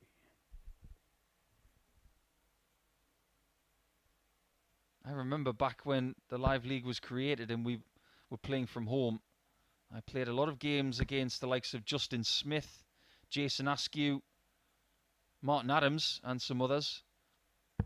And for 34. an entire week, I had to play Jason Askew and I couldn't beat him. I always seemed to play him early in the schedule. 100. And I always found him when he played his best game of the day, if not the week. Maybe you don't want to play Matt Dennant when he's playing his second game. 140. But his biggest issue right now is that he's playing Jim McEwan, who can live with Matt's standard no matter what it is. 96. Jimmy this is McEwan, where, 104. if you're a Dennant fan, you want him to be dodging bullets.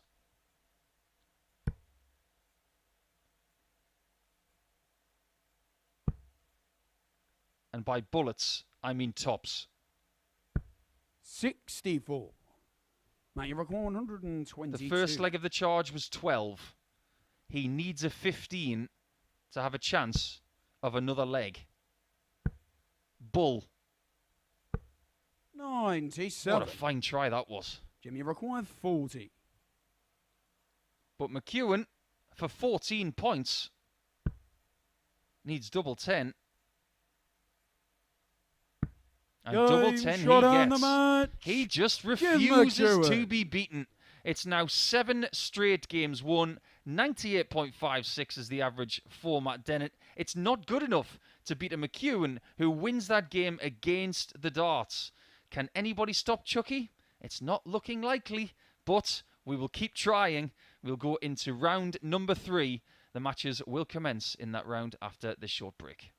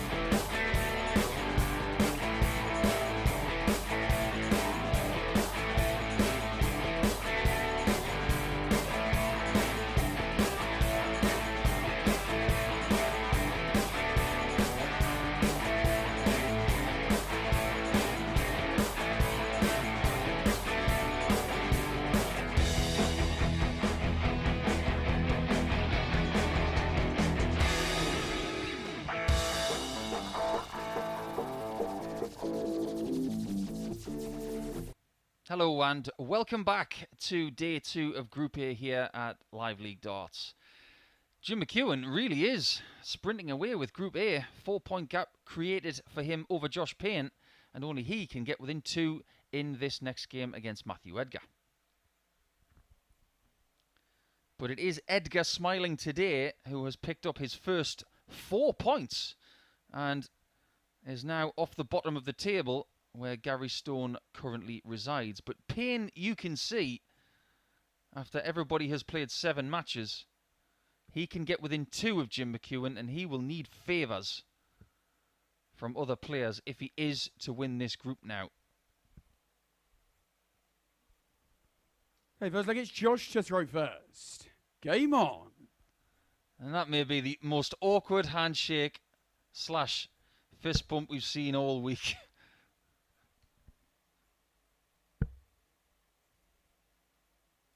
$100.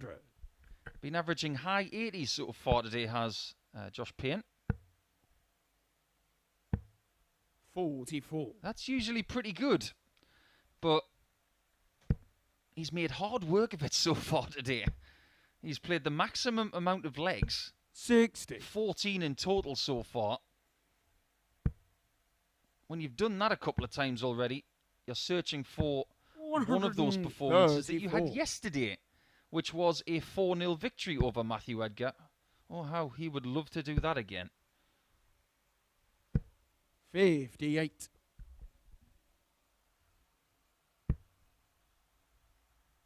He does have a perfect record against Matt 93. in Live League Darts.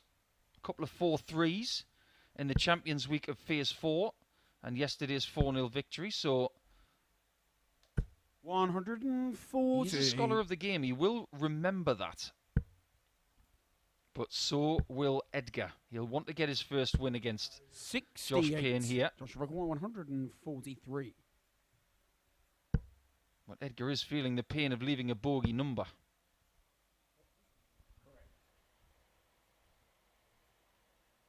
$107.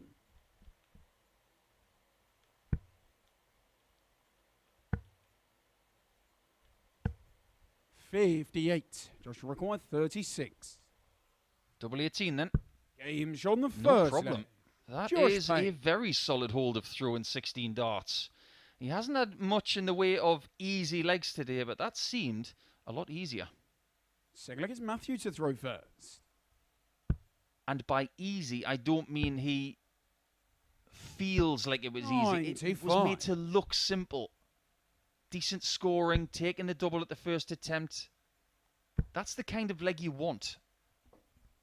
125. If you were to ask me, would I rather have a 16 darter where I've missed 4 darts at double before I take it, 99. or a 16 darter where I take the first shot at double? I'd take the first shot.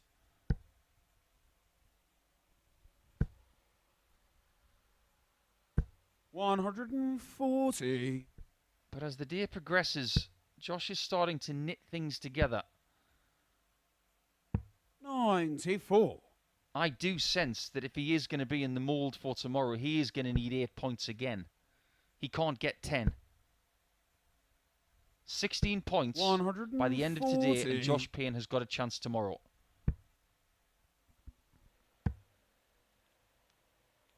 $96. Josh Rock 196. Yet again on double Game 18, on and the yet second again leg. taking it with the Josh first Payne. shot. Really good 27 dart conversion for 2 legs. This is proper all of a sudden. Third leg is Josh to throw first. Just having a little look back at their history, 140. because noting that Josh has never lost to Matthew Edgar in Live League, 100. he's only beaten him once outside of this room in 5 meetings. So he's bucking the trend of playing Edgar in previous times. 100. They've played each other in floor events in the 33. PDC. They've played each other in a couple of qualifiers, one for the UK Open, one for the Gibraltar Darts Trophy. Both of those won by Edgar. 100. In fact, the only win for Josh Payne was 6 legs to 5 in a Players' Championship in 2015. 98. Josh Rock 161. Doesn't seem to have a problem beating him here.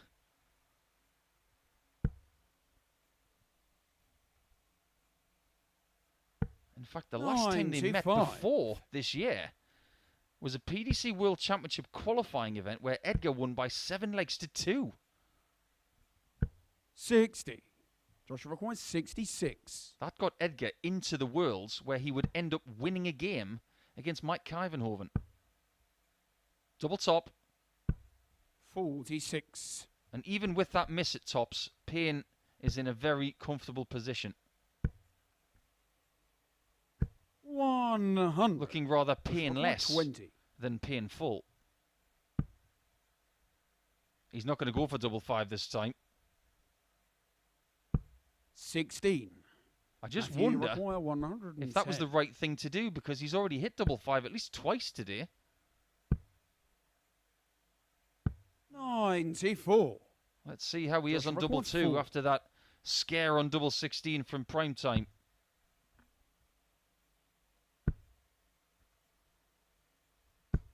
Two. This is a leg that Matthew, should have been requires won by 16. now. Game shot. And it the has third been leg. won by Edgar. Matthew Edgar. Well, things have changed. It's as simple as that, because it should be 3-0, but now it's very much game on. Fourth leg, it's Matthew to throw first. And darts is very much about how you react to losing legs like that. 40.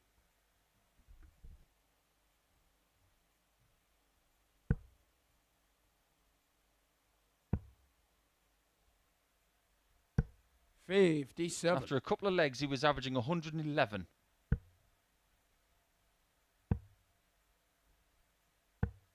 He 43. should have won that third leg quite comfortably. But because of 6 missed darts at double in that previous leg, his average has come down by 20. 97.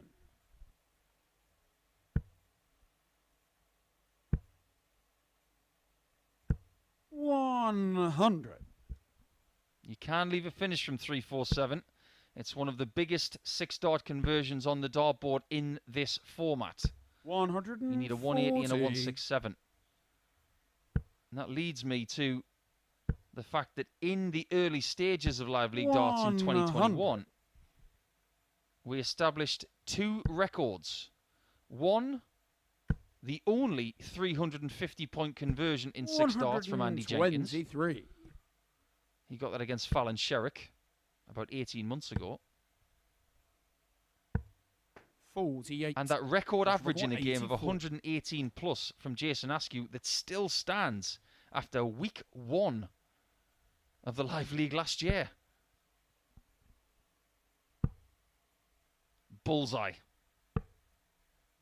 48. On the bright side, you've left double Matthew 18. record 170.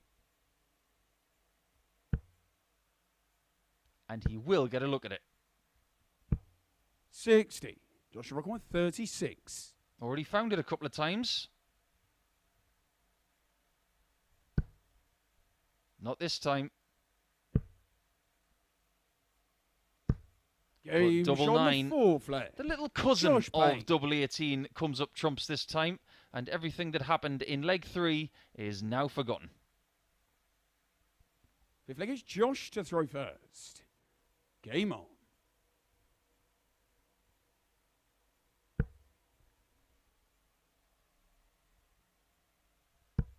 Some dart players really do like to talk to themselves 60. whilst they throw. Trying to pep themselves up. They will say things like, throw harder, throw higher, 98. that kind of thing, because they recognise some of the things that they have done wrong. And smart dart players like Edgar will 100. not ignore that. They will try and read their opponent to see if there's any weakness. But Edgar's not the kind of player to say anything. 80. I've played him on a few occasions. He's tough to beat. He doesn't tend to show a lot of negativity, but he 55. will show a lot of positivity.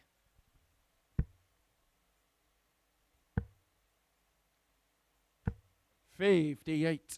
It's not his most positive performance, though.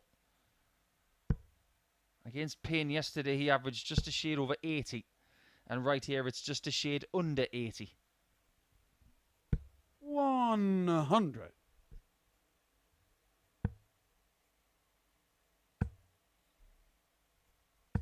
95. That's decent. He leaves the 170 again, like he did in the previous leg. But Payne's going to be better positioned, you would think.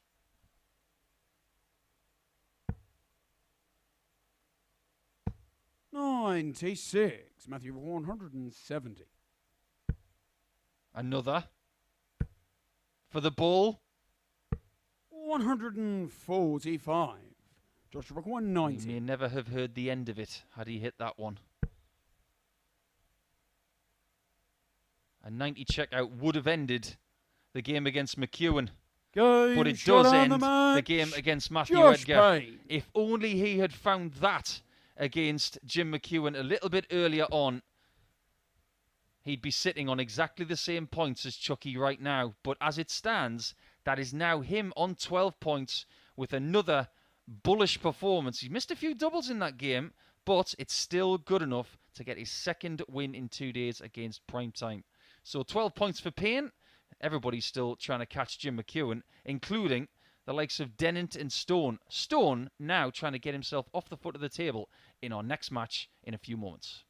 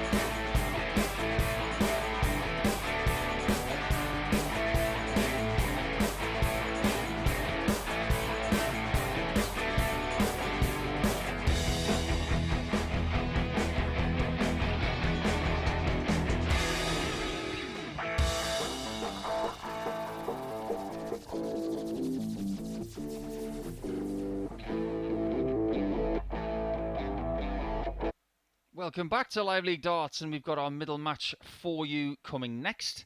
Matthew Dennant against Gary Stone. So let's get straight back down to the jockey. Stone at the bottom. Dennant within reach, though. If this one goes the way of Gary, like it did yesterday, maybe by a different scoreline, he could find himself up to fourth. But they're all looking up at McEwan. And Josh Payne, who has just found his 6th win of the week so far, will be hoping that Chris Gilliland can do him a favour in match number 9. Might be a little bit hot in there, like it's Gary judging by the shirt activity of Stone, who has not won in his first couple of games of the day. 140. But what he did do yesterday was register his first win against Matthew Dennant in his career. 42. They had never previously met in the live league. But they had met 60. in a couple of UK Open qualifiers back in 2015 and 17. Both were won by Matthew Dennant. 100. So getting your first chalk mark against a player is always a good thing when you know you're going to play them again. 85.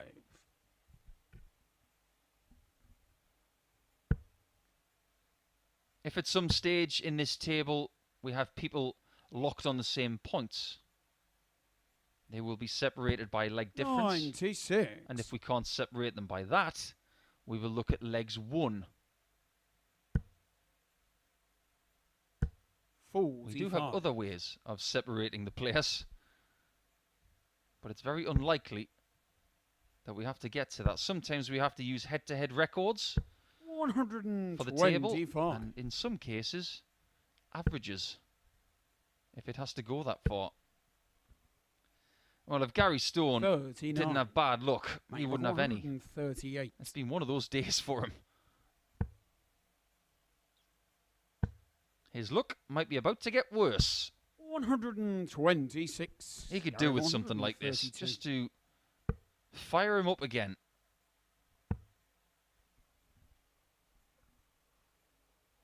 88.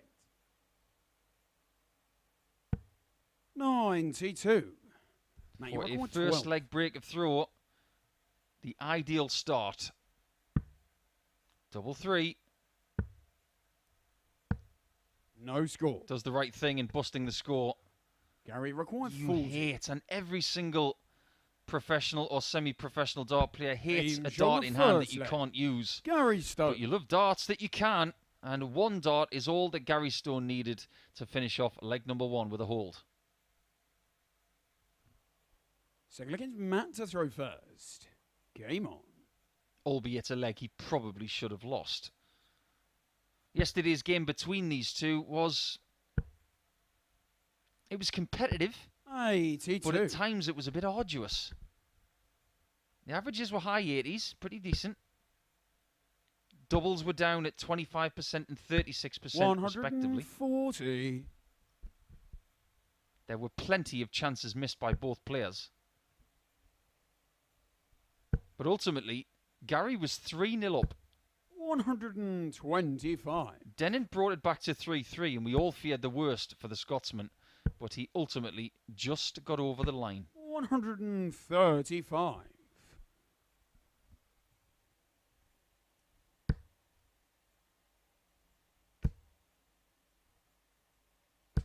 140. Matthew's been a bit of a live league regular over the last 18 months. That in itself is 99. a privileged position to be in. 154. But what he wants is to become one of those players who constantly wins here.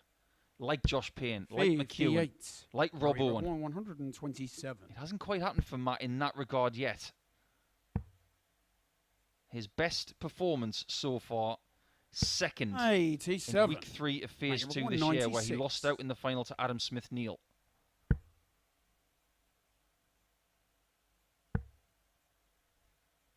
And he's lost out on the chance of getting the 55. second leg. Gary record 40. Double 10. Game was caught shot out the of rhythm. second leg. But when he looked Gary at the Stone. scores and saw that Dennant was on something small, he went straight for that double 5. And luckily for him, he's found it. So look, it's Gary to throw first. He has not had a game today where he started this consistently. Is he finally getting his act together? Which may be bad news for Dennant.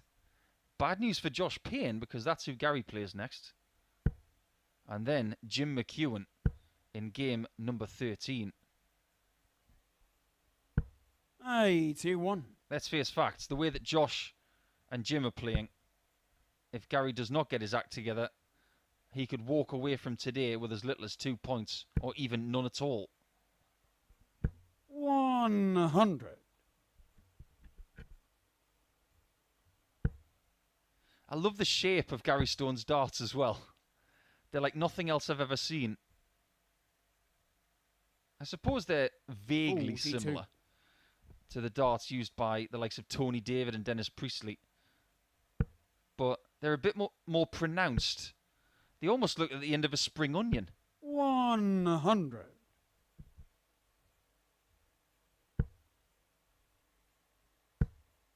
Anybody who knows my commentary style knows that 83. I liken a lot of things to food. How I'm not fatter, I've got no idea. 60.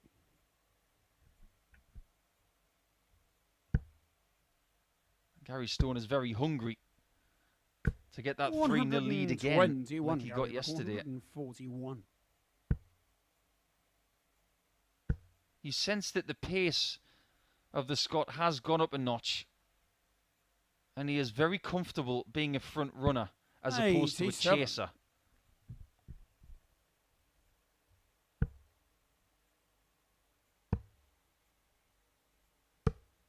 $51. Gary record 54. Watch out for this shot at tops. Can he find it with no quibbles? 14.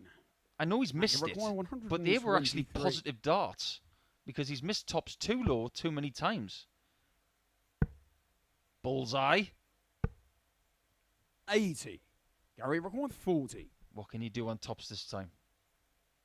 Game shot in the third. Much better. Gary Stone. I think he's starting to figure that double out. And with a 3-0 lead, we have to look back 24 hours to see, are we going to see it again? Probably it's Matt to throw first. Game on. Dennant would be hoping so. And he may be getting a bit of deja vu. Because he was 3-0 down to Gary yesterday. 61. But Matt may be thinking that today's just not his day. He put in his best statistical performance against another Scot, McEwan, in game number 6 with a 98.5 average, and it still wasn't good enough to even get 3 legs. The last thing he needs is to be drubbed by the other Scot. If it was to happen, 57. Dennant would be at the foot of the table with Matthew Edgar on 4 points and a -10 leg difference. Gary Stone will be going the other way. 39.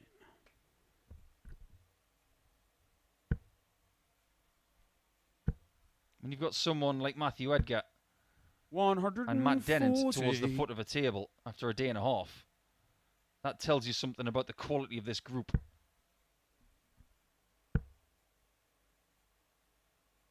100. He's as little as 6 darts away now from finishing this match. He could have 54. done 204 in 4, of course, with a maximum and a double 12.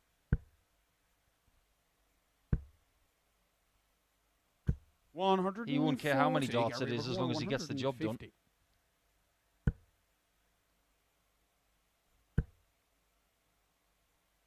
87 remain. 80.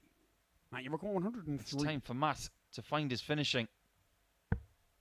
He's not hit a double in 4 attempts in this match. 91. And unfortunately for him, 70. make that 5. Double top again. 50. Mate, you require 12. Double six to save this contest. That's too close. That's why he's moving. Game shot on the 4th. How many times this week Dennant. have we had our camera facing Gary Stone, and when third dart is coming in, he's saying, yeah, he's going to hit it. Feels like it's Gary to throw first. Either Gary Stone's got the most Game on. mind-bogglingly accurate crystal ball for his opponents hitting doubles, or he is just so convinced 81. that he's going to be beaten at a certain point. I just can't figure it out.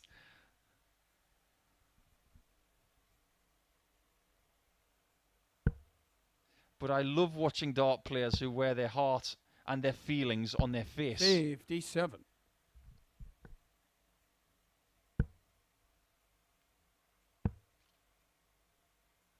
I can't even 58. imagine what it would be like to see Gary Stone play Aaron Monk.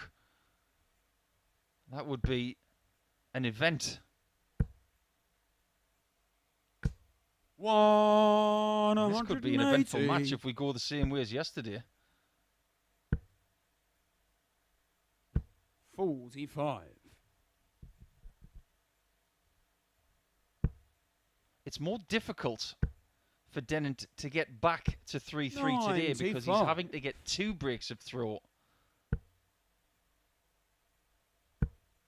Whereas it was 2 holds to 83. get back to 3-3 yesterday. It's almost as if Stone went to sleep in 95. legs 4, 5 and 6 and then woke up in leg 7. 60. We can't forget that he's Mate, already what, missed 2 shots for the 74? match.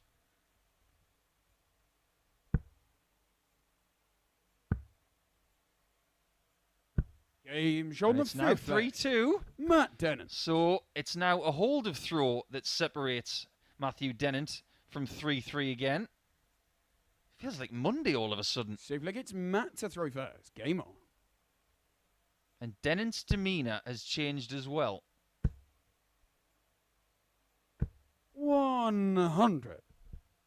We've already seen results today that mimic yesterday. The very first game of the day. Gilliland of Northern Ireland beating Stone by 4 legs to 1. That happened in game 100. 15 yesterday and game 1.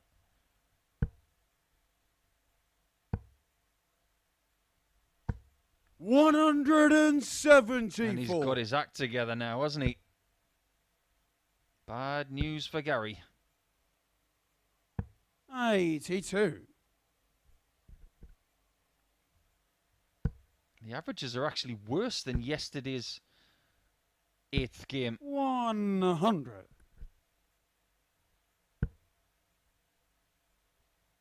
81 for Stone, 87 almost now for 60. Dennant. Mate, you record 127. But 3-3 is imminent once again. 57.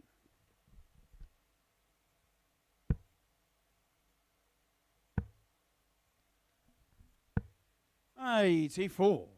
Mate, you record 70. 70 points for 3-3. He's putting himself through the ringer a bit. 54. And we know that Stone can't finish 175. He's just hoping he can get to something makeable. And hope 39. that Dennant has more Mate, nightmares on record double 16.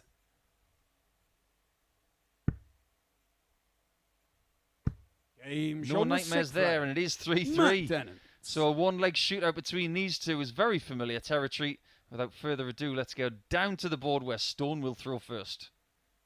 7th and final leg. It's Gary to throw first. I mentioned a little bit earlier in this game that maybe Stone went to sleep in legs 4, 5 and 6 yesterday. 95. There's a very famous song by the Wiggles, the children's act, called Wake Up Jeff. Well, Wake Up Gary 46. should be the call right now.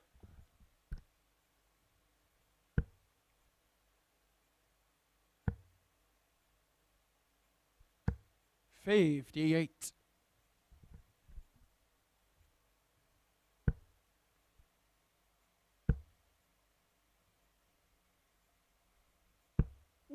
Even just a 100. ton there gets him back in the leg after a sketchy start.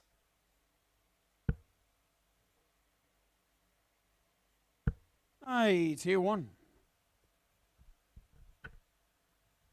It is just amazing to me that certain players play each other and they have immensely similar games. 63. It's just the DNA of this head-to-head.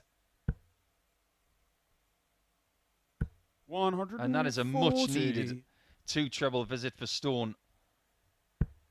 Only his fourth ton 40-plus score of this contest. He's got no maximums. Gary Rick 127. But what he has got, 6 darts to win, again by 4 legs to 3.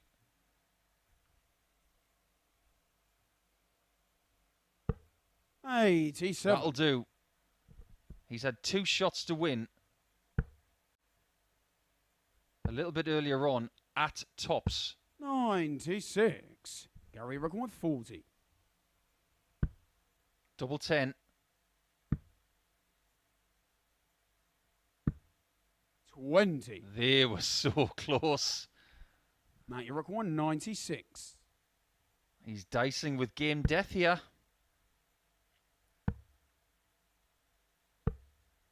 47. But he lives Gary to fight Rick another 120. visit. Go, And the game is shot done. on the match. Very much Gary like yesterday. Gary Stone survives, this time holding in the 7th leg. But the average, he'll forget about that really quickly. Dennant will be devastated that he has lost that match again from 3-0 down, bringing it to leg 7. So the middle match is done. We're going to go a little bit further into round number 3, and its conclusion will see Jim McEwan trying to keep his streak alive. He's currently 7 from 7. Will he make it 8 after the break?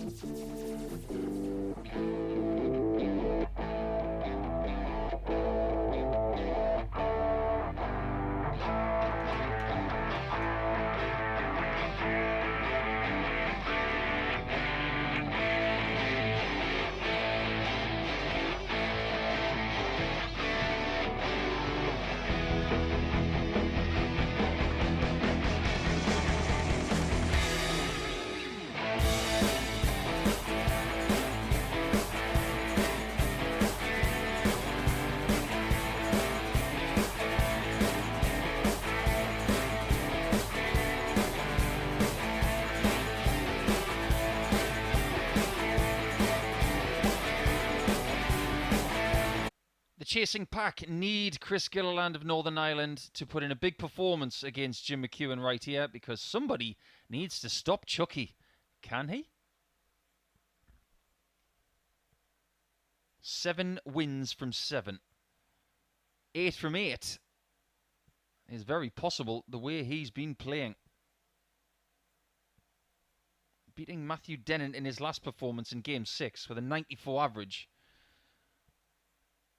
is one of his worst performances of the week so far, so pick the bones out of that. Hey, first look, it's Jim to throw first.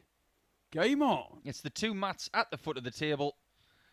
Gilliland and Stone currently locked on 6 points, but they are well behind Payne and McEwan. Josh can't do anything about this game. 100. All he can do is play Gary Stone next and hope that Gilliland forces Jim to submit. 140. But he did everything but submit yesterday against the Northern Irishman.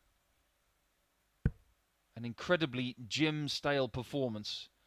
44% on the doubles, a 95-plus average, and a 4-0 victory. 123. If Jim does that again, it will be that 4-point gap again, with no games in hand for the Chasing Pack. 85. Which means he's starting to stretch his legs a little bit.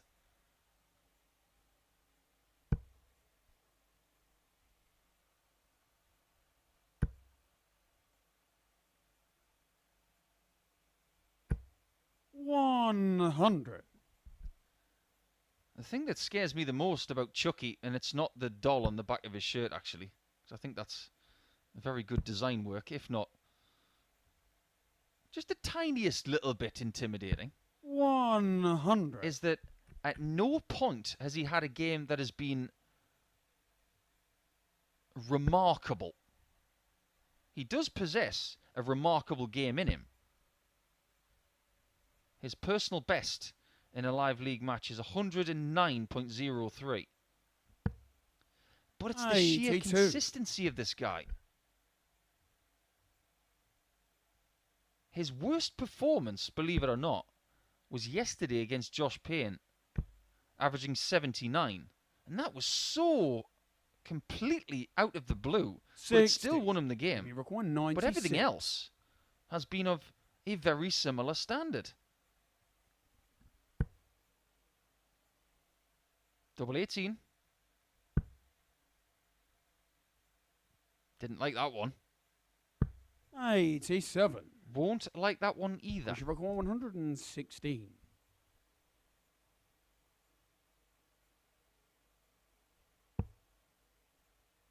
Treble required.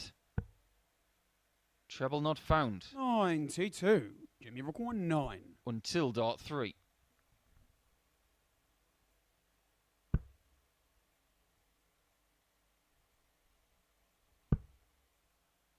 Desmond. 7. Can't find 2 2s. Pressure required 24. An unexpected chance.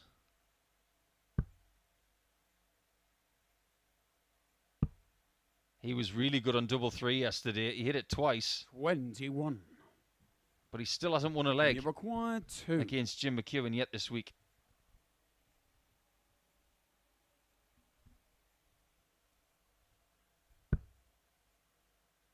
Couldn't ask for a better guide for double 1. Pick one. Game shot on the first. Chose the left-hand option. Jim McEwan. What a great leg that was eventually, because sometimes when you can hit that double in that fashion, that makes you think there's nothing I can't hit. Second leg, it's Chris to throw first. Under any sort of pressure. A double 1 like that is just as valuable in this format as a 170 finish.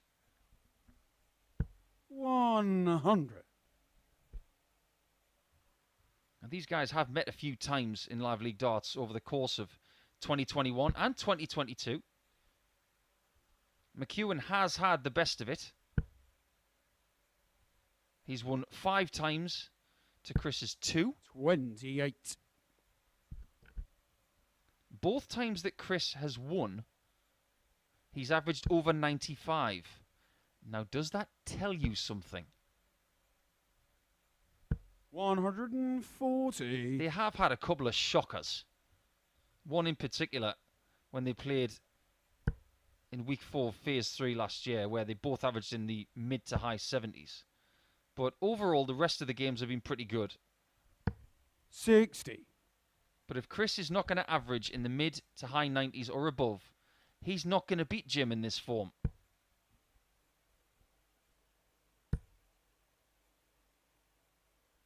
123.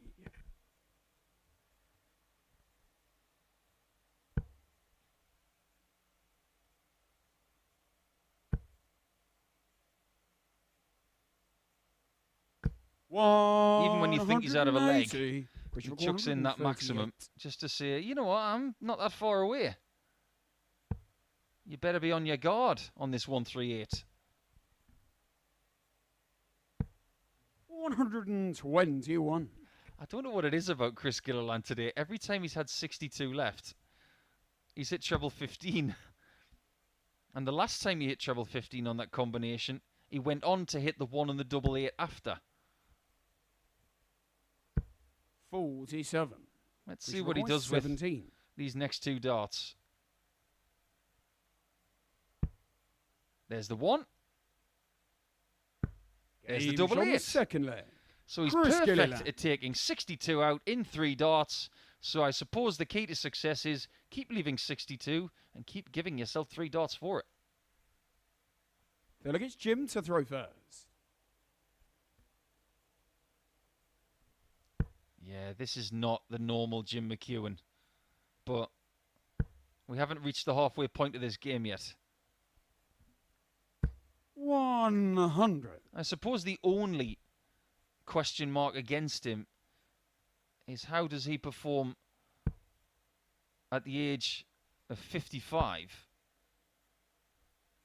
over a grueling 60. schedule over 3 days. He's already won a Group A this year. So he's all right with the stamina part of it.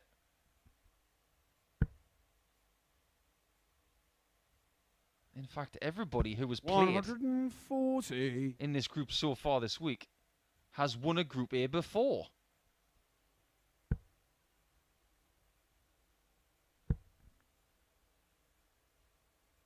$140. I would go so far to say, and I'm really pitching my tent here, that I think the winner of this week is going to come from this group. Because I do believe that the winner of this group is going to be either Payne or McEwan. 100. Which means I'm saying that either McEwan or Payne are going to win the week. That is by no means any disrespect to the rest of the players coming in. But I believe that they've got a level of confidence on this hockey that nobody else possesses this week.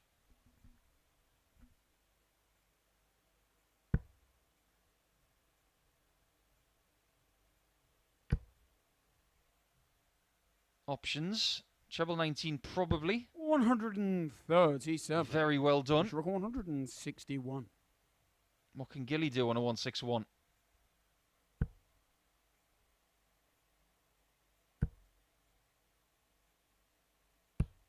$41. Jimmy required 24. That could be the end of this leg.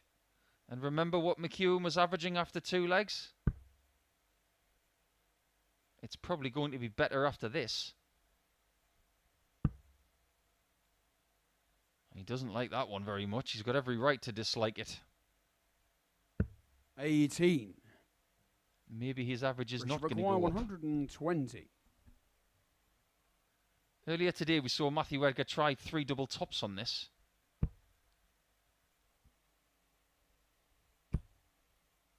That dart was in the way. 60. Jimmy requires You have 6. to know how your darts behave in the air and which one is a blocker, which one is an assist. That's neither. Game shot on the That's third pure. leg. Jim So McEwan. with a 79 average, where we see his average go up by about 5 points in that leg, He has now got a 2-1 lead, and even not playing well, he's still winning. Fourth leg, it's Chris to throw first. Befuddling statistics, because McEwan's 79 average is 12 below his opponent. 59.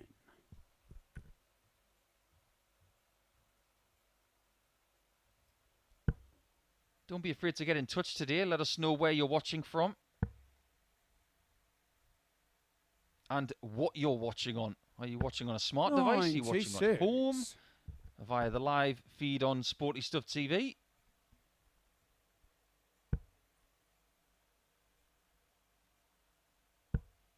We've seen people go on holidays and take the live league with them whilst stretching out on a sun lounger. Now that's commitment for a darts fan. Love to see that.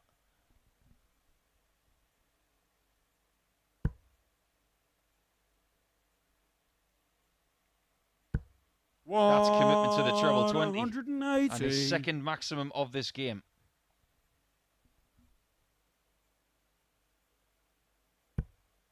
That question of whether anybody can stop Jim McEwan is hovering in the air as he wipes his eyes, probably just from a bit of residual heat. The weather conditions around where we are extremely close. Walking to the venue this morning, it felt like I was walking through Kuala Lumpur.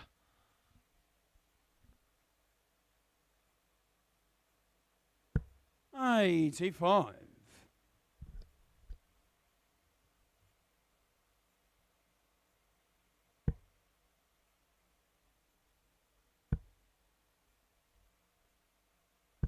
$100. Jimmy, right now, McEwan would take a ton to leave tops. His biggest finish of the week of 143 has been overtaken not once but twice now by Edgar and Gilliland, who have both taken that 154 check out the same way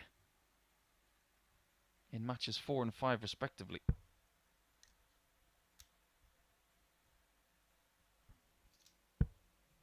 You see in the background there, McEwan's just exercising that arm a bit, Paul Lim style. Jimmy Rock 96. Just keeping it loose. That's a nice tactic to use if you're feeling a little bit jaded.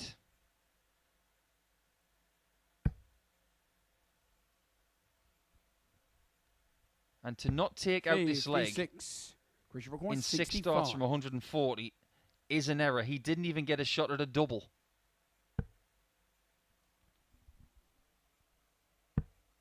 It's the bullseye.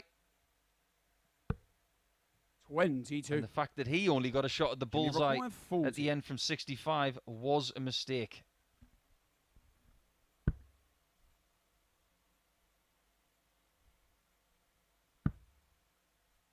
Two fives. 35. This is fast becoming a very big opportunity for Chris Gilliland. He just has to grasp it.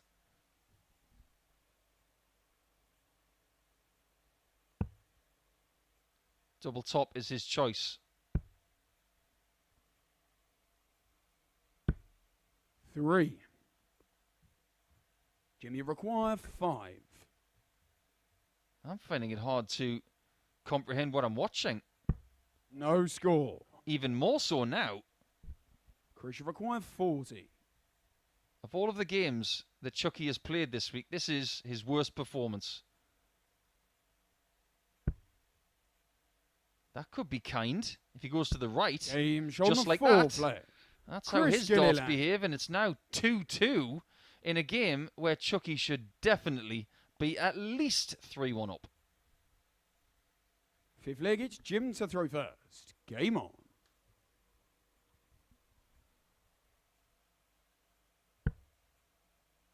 You can't play your best in every single game. It's just not the way it works. 41. You've got to battle. And at times, you will hit the wall. Your arm will feel about twice as heavy. Your head will feel cluttered. 59. You have to re-establish a second wind at some point. And it does take some time for that to kick in sometimes.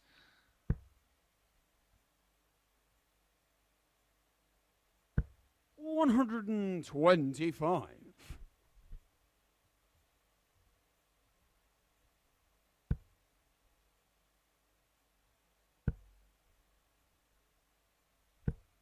60.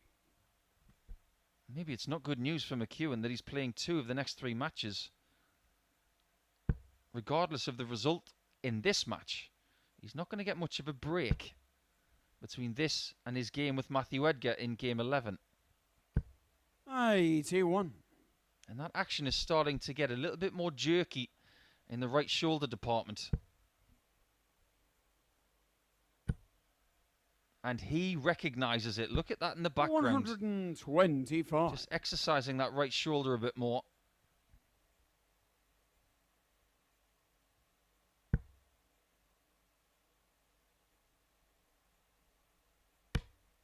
It's working. Dart players aren't stupid. 180. The pattern of behaviour of Jim McEwan over the last minute has been so intelligent. I can't even quantify it. 85. He felt stiffness in the shoulder. What did he do? 74. He relaxed it. He exercised it. He comes back for a maximum.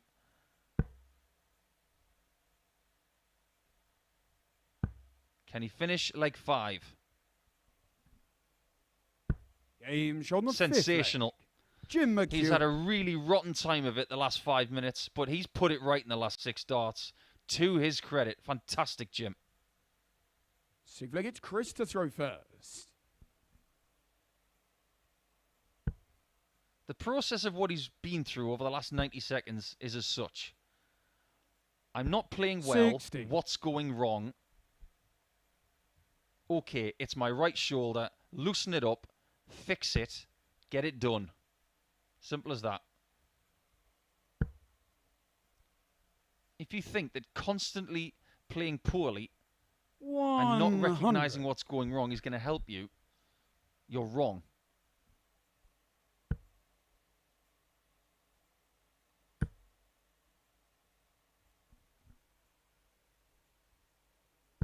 $81. We had a lot of Dutch dart players here last week, and that shirt of Chris Gilliland is donning that famous orange that a lot of Dutch darts fans wear when they go to Rotterdam for the Premier League every year. But the way that Chris has spelt his nickname, in the way that the Dutch people speak, they would call him the Jinya Ninja, because the J is a Y, isn't it? Doesn't sound as good.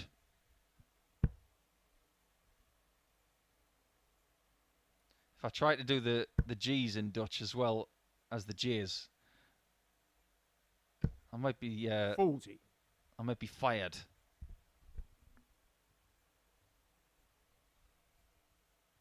One of the hardest languages to master, that's for sure. 44. And this game is very hard to master as well.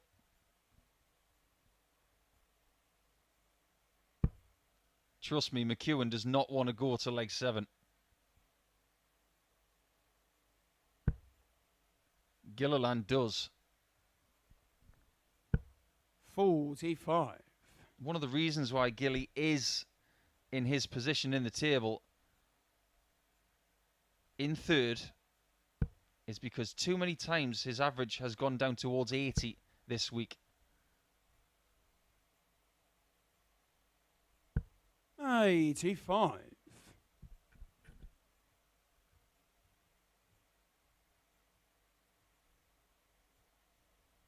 This is probably the most deliberate game that we have of the 15 fixtures.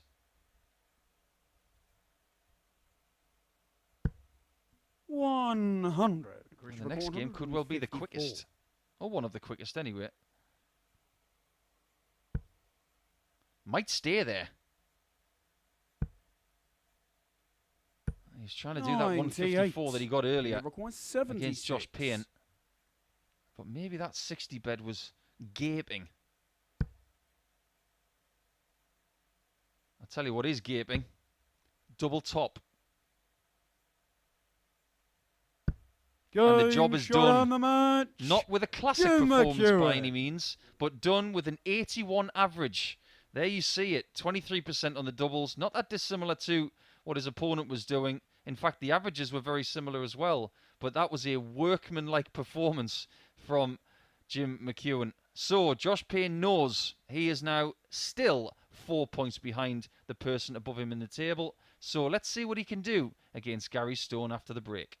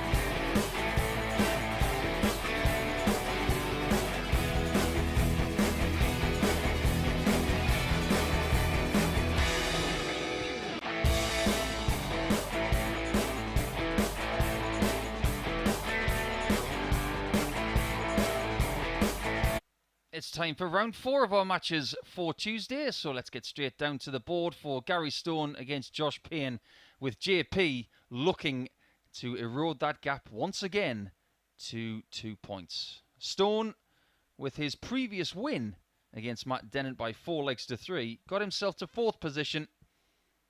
3rd could be his if he was to upset the odds right here, because Payne will go into this one as the favourite, by virtue of his league position and the fact that he beat Gary yesterday in a high-quality encounter. Game on. Just want to say a couple of big hellos to friends of the Live League right now.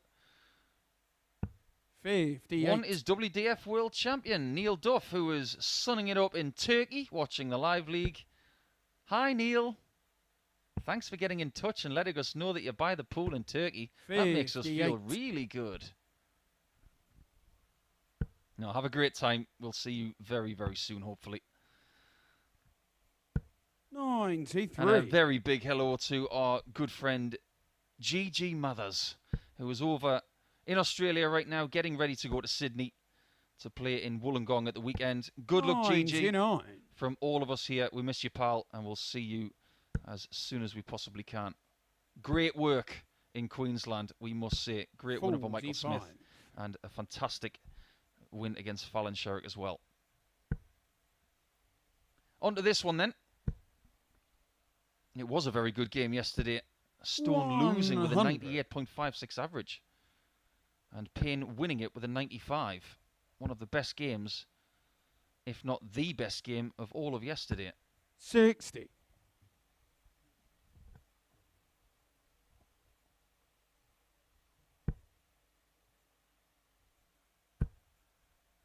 We do keep the players up to date 60. with how the league position is after every round of matches.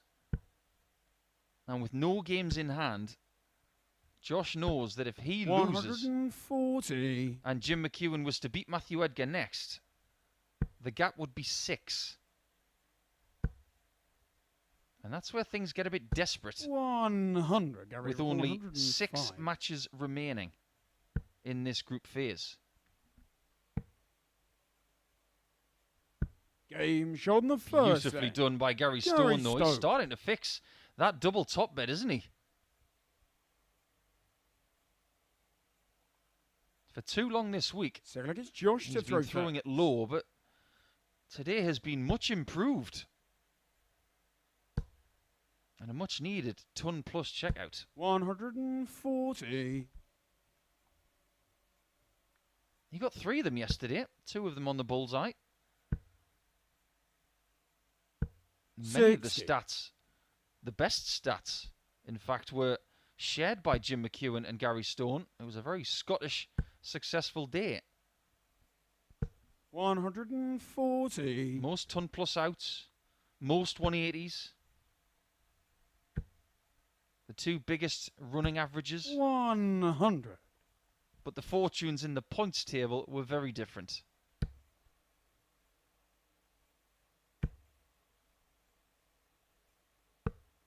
$59. It's one of those times where you don't criticise somebody for leaving a bogey number. He was going for the 25 and jagged a small number that did not leave a finish. It's when you get the maths wrong 130. and you leave a bogey number. That's where I start to get a bit wrangled. 95. This is a much better That's scoring leg from 32. Josh. Game shot in the Much second better leg leg. overall. Josh Payne. 13 darter. It is 1-1 in this good contest once again, I expect, over the next, possibly, 5 legs. So look, it's Gary to throw first. Game on.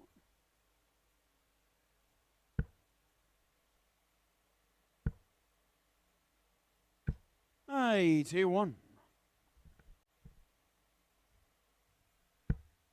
I've been part of a couple of exhibitions with Gary Stone, in fact, in a beautiful part of Scotland called Bo'ness. 100. It has a lovely town hall there that has hosted many an exhibition.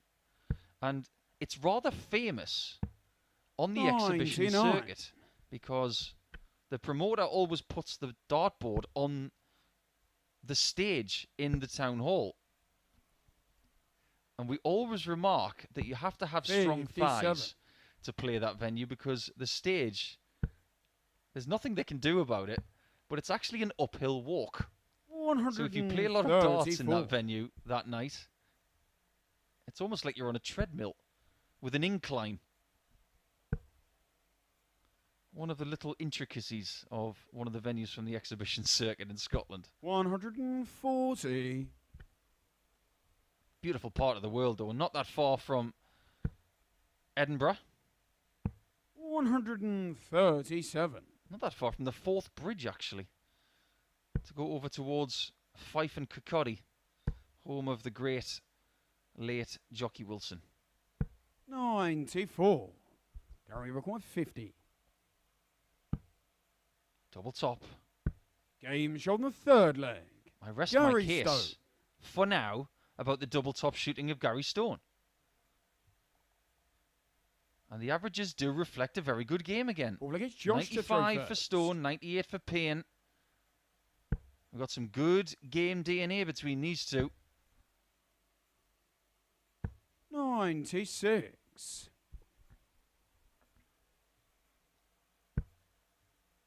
Now, I know a lot of social media 36. content these days is known as clickbait, which is to try and get you to like things and retweet, and some people ask some very silly questions. 140. But I'm going to pose a question because we do have two Scottish players here this week. 100. If Peter Wright was to win another World Championship and become the first Scottish player to win 3 world titles, 105. would he then be considered the greatest Scottish player of all time? Ahead of Jockey Wilson with 2 world titles and ahead of Gary Anderson on 2 world titles. Joshua 160. I wonder what people would make of that question. Now, I'm not saying my opinion of that. I'm just putting it out there. 60. One thing about Gary and Jockey as well, as Peter, is that they've won a lot more than just world titles as well. 65. Joshua I think 100. they're all pretty level right now. Maybe Gary's just a little bit ahead. Is Payne level? Game shot on the 4 flag. Double top is getting Josh a hammering Payne. in this game, isn't it? Doesn't get hit once, but twice. 5th leg, it's Gary to throw first. Game 2 on. ton plus finishes in this game. A 105 from Stone. A 100 from Payne. Nobody's missed a double yet. No. League. In order, I want you to put the top 3 Scottish players of all time. Is it Jockey? Is it Gary? Or is it Peter? 100. There have been some other phenomenal Scottish players over the years. 139. Not just male players, but female players as well. I'm remembering the great Anne Kirk, who won the World Masters. 140. What about Mike Veitch, all-time Scottish captain? You got Ross Montgomery as well. George Dalglish. 140. Joshua 164. And many more. Even Ronnie Sharp, what a player he was. Still is. What a shot this would be. 117. First Gary, 190. missed darted double in the match. Got a rescue at Gary. 30. That could be a big Joshua miss. 47. Payne in for the break.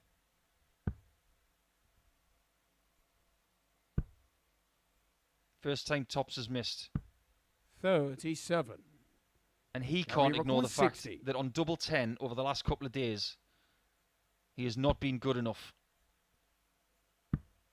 50. In fact, neither of them have. Joshua required 10.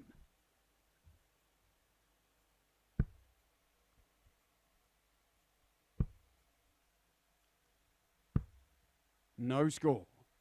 Indeed, no Gary score. required 10. It might not be the leg either. Game shot on the 5th As Gary leg. takes it in Gary 19 Stone. darts. That is a leg that has slipped by, but now he's got to refocus to try and get the last 2 legs of this contest. 6th leg, it's Josh to throw first. Game on. If he doesn't, McEwan is sitting pretty. 100.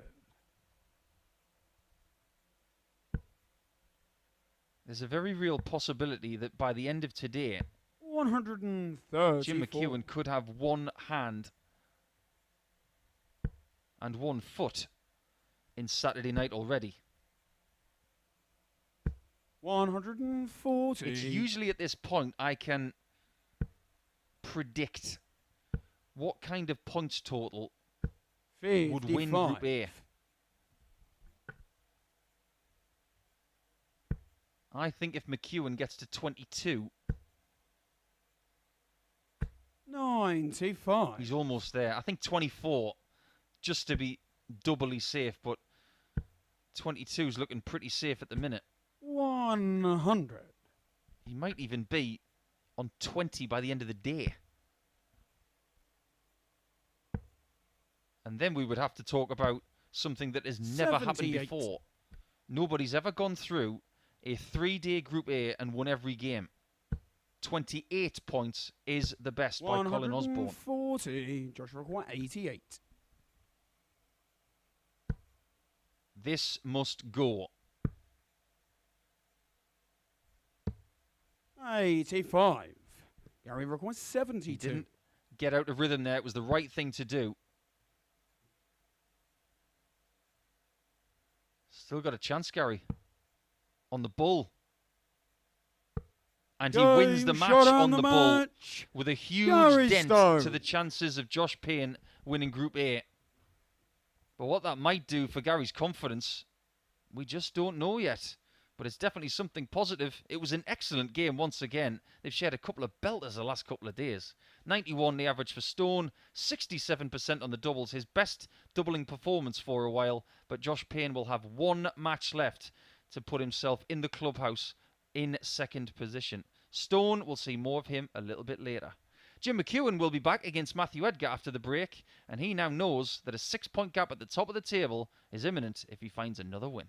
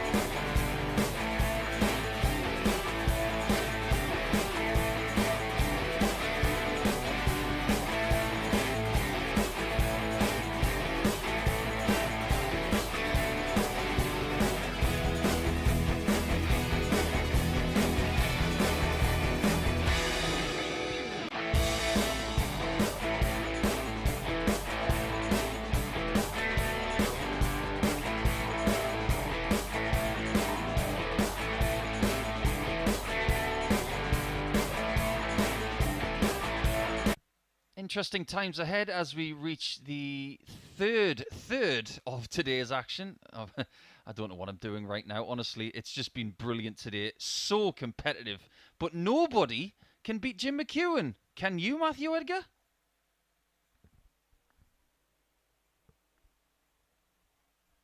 I'm just going to leave that hanging in the air for a second.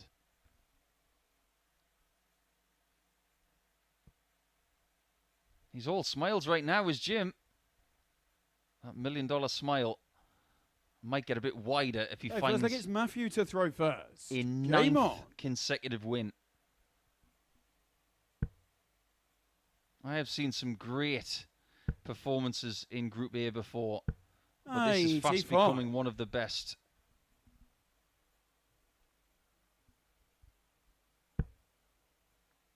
But he did show signs of fragility in that previous game, even though he did win by 4-2 against Chris Gilliland. 40.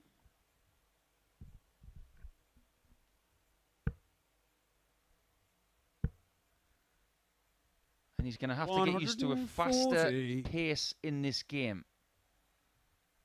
Against Gilly, it was very deliberate. Against Edgar, he is going to be rushed a little bit.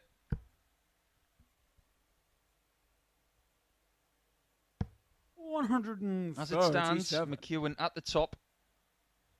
16 points, 4 points ahead of Payne. This is his game in hand. 140. If he can use it wisely and keep that unbeaten streak alive.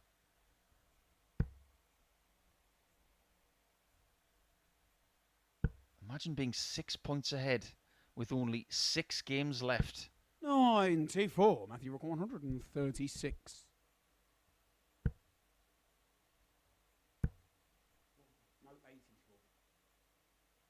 96. Edgar looks in the mood.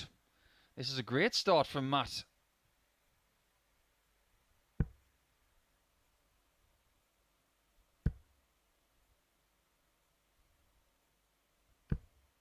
$60. Matthew Rock 40. Tops it is for a nice hold in leg 1. 20. We haven't seen many people very good on double 10 today, have we? Or indeed the last couple of days. Maybe Chris Gilliland's been the only player who's had any sort of prowess on it.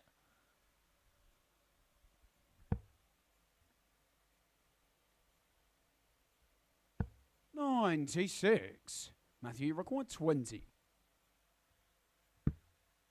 Still double 10. Game shot on the first. And he finds it. So, Matthew 1 Edgar. down and 3 to go to stop this consecutive game-winning run of Jim McEwan. Can he be stopped?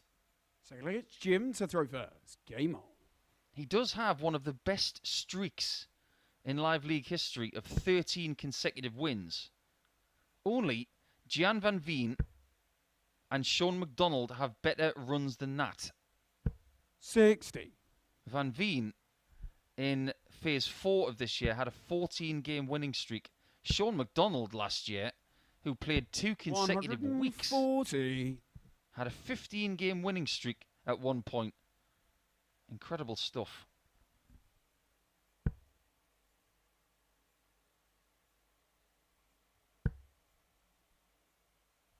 I think, without checking it, 55. he's pretty close to a record. Because when he played in the Champion of Champions event, he won that. That was the last time he was here. 96. So his winning streak is at least 9. He must have won in the semi-finals, so it's at least 10. I'm trying to count back. As long as he won all 4 games on the night of Champion of Champions, 140. he would now be on a win streak of 13.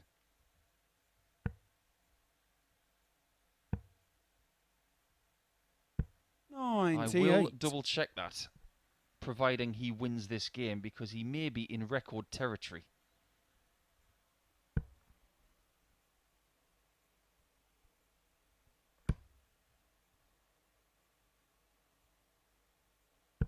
$85. Matthew 167. Edgar might have the bit between his teeth here. He's definitely played better today. picking up 2 wins 44. from 3. Jimmy require 161.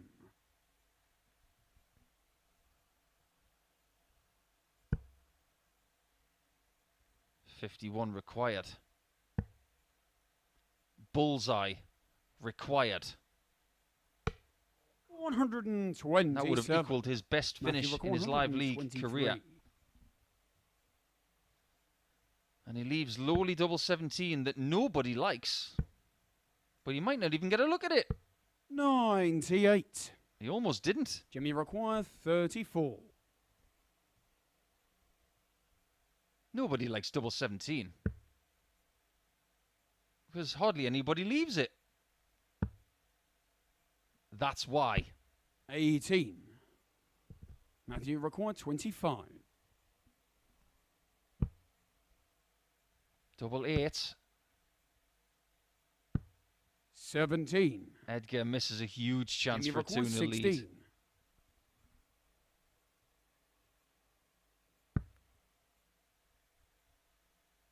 Scraping by right now is Chucky.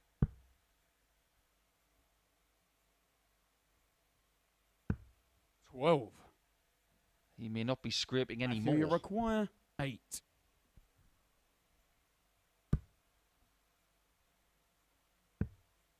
What a lie. Game shot on the That's why. second leg. He can Matthew just Edgar. bounce it off the top of that flight and glide it in off the barrel. Perfectly pitched by Edgar to take a 2-0 lead. Third leg, it's Matthew to throw first. Just looking at Jim McEwan's history here at the Live League. 93. In phase 6 of 2021, he had a 9-match winning run there as well. So he does like putting big, unbeaten runs together.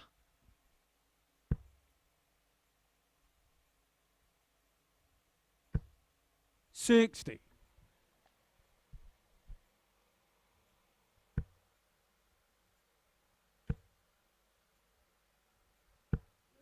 $55.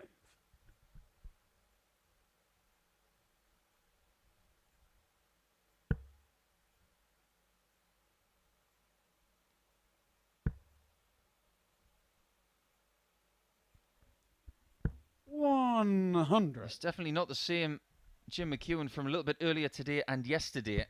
He does seem to have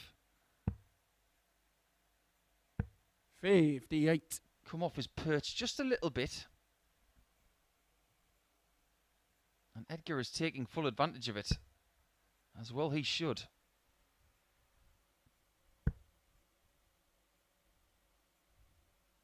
He's had a very, very busy year, has Jim. 85. Reached the quarterfinals of the Scottish Open.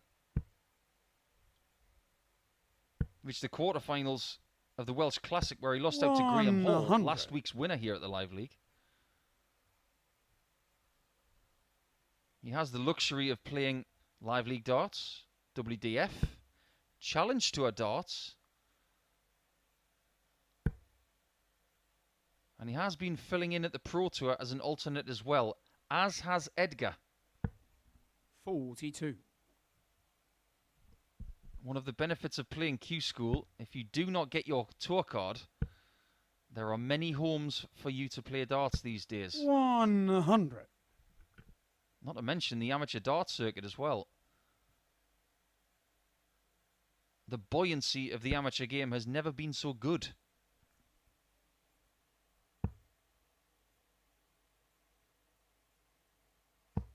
$58. Technically, you Matthew can be a McEwan, professional 95. dart player as an amateur these days and make decent money.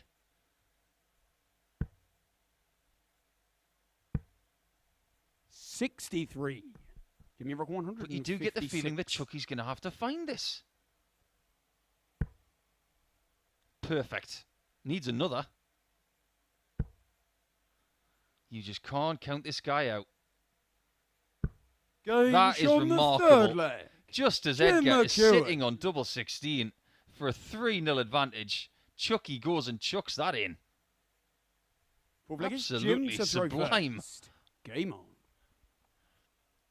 Biggest finish of the week.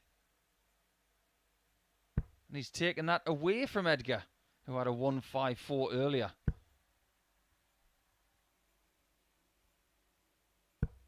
45. I posed that question in the last match about the greatest player in Scottish colours of all time. 60. Our friend from Online Darts, Jack Garwood, has got in touch. He says Gary Anderson at number 1, Peter Wright at number 2, and Jockey Wilson at 3. But if Peter Wright was to win another massive major, like a World Championship, another World Match Player, 83. maybe win a Grand Prix, something that neither Jockey or Gary have done, then that would elevate him to number 1. I agree completely, 43. Jack. I think that is spot on. There's a lot of things that Gary and Peter have won together, like the World Cup. They've won the same amount of titles outside of the Worlds, like the Players' Championship finals, the Match Play, 1 each. 92. Gary's never won a European Championship, but Peter never won the International Darts League or the World Trophy. 58.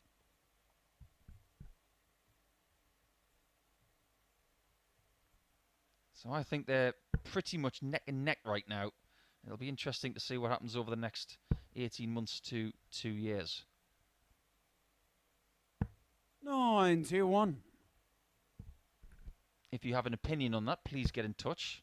Don't be afraid. 134. I think Edgar would say he's the best player in Daventry. There's some very good players from that neck of the woods. Likes of Prakash Jiwa. He's from just up the road in Rugby. Kevin Payne is from that neck of the woods as well. Well, 100. he lives there. He's not from there. He's from Essex. But if you're a dart player in Warwickshire, you're pretty good, because that's 60. a darts home for many a great.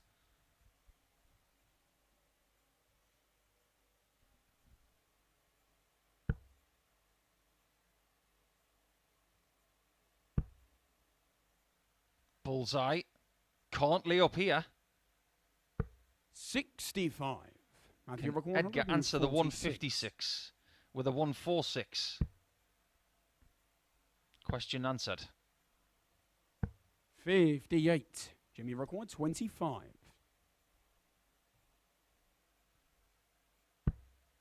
Both the averages are in the 70s in this game. It just doesn't feel that way. Game on the 4th lane. And now it's 2-2. It doesn't matter what happens in this game. It seems like Jim McEwan has got the answer to any situation. 5th leg, it's Matthew to throw first. And there you can see those averages.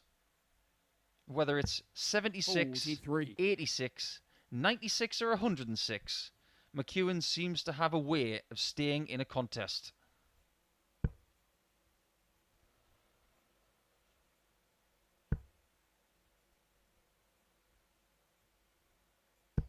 Hey, 2-1.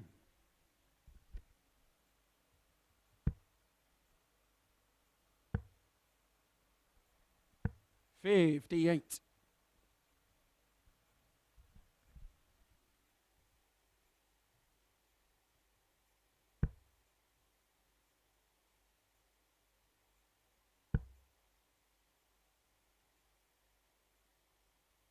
$140.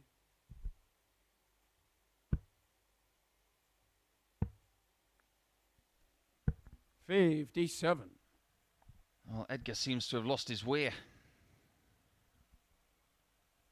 Just because he is a fair bit younger than his opponent by around 17 years doesn't mean he's not susceptible to hitting the wall himself. 100. I've just noticed on the back of that shirt from Jim McEwan that Chucky's holding the dart. 100. That's not scary.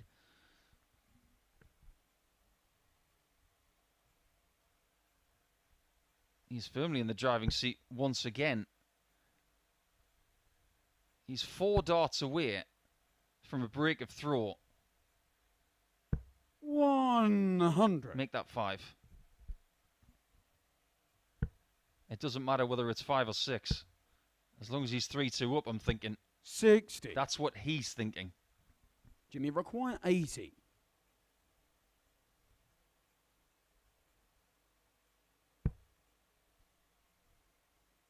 Another single. For tops. 60. And like I said, not many people have been good at double 10 this week. 43. Jimmy required 20.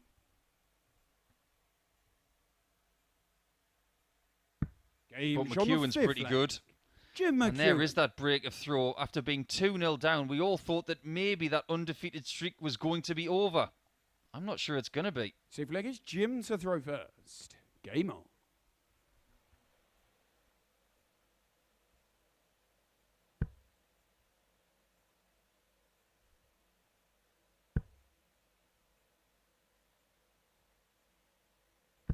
$100.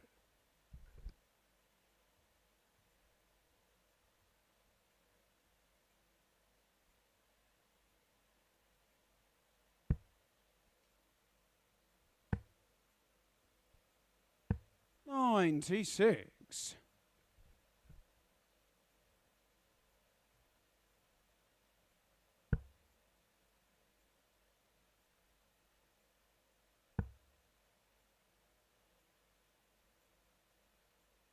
$134.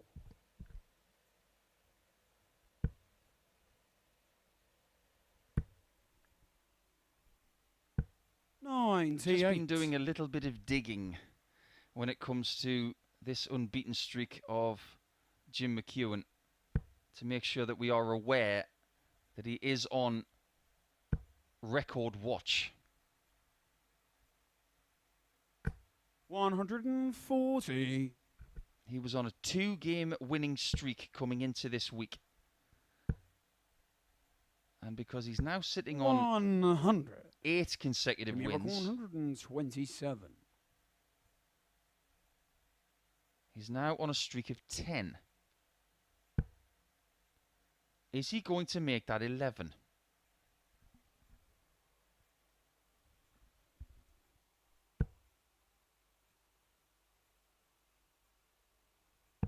$57. He's got a fair way to go to beat Sean McDonald. To top 81. that little chart with 15. First job, Jimmy requires 70.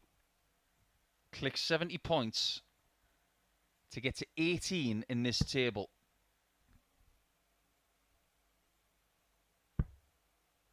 Double top is his first match dart. Game And it is shot on the the only match. one he requires. Jim A McEwan. very, very arduous match. But he did find a little bit more quality towards the end, winning the final 4 legs. Edgar couldn't really find much more after the first couple of legs. 83.66 is one of Jim's worst performances, but he's still winning. It's as simple as that. We're going to close off round number 4 with our final match of the round. Coming after the break, it's Matthew Dennant and Chris Gilliland.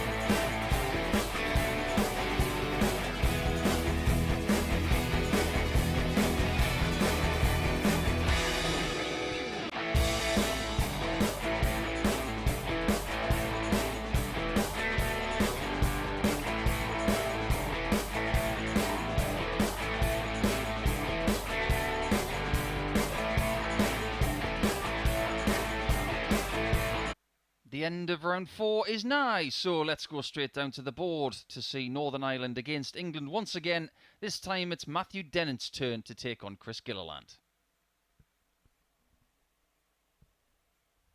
McEwan is in the distance. Not the result that Josh Payne wanted from round 4, where he was defeated by Gary Stone, and McEwan extends that lead to 6.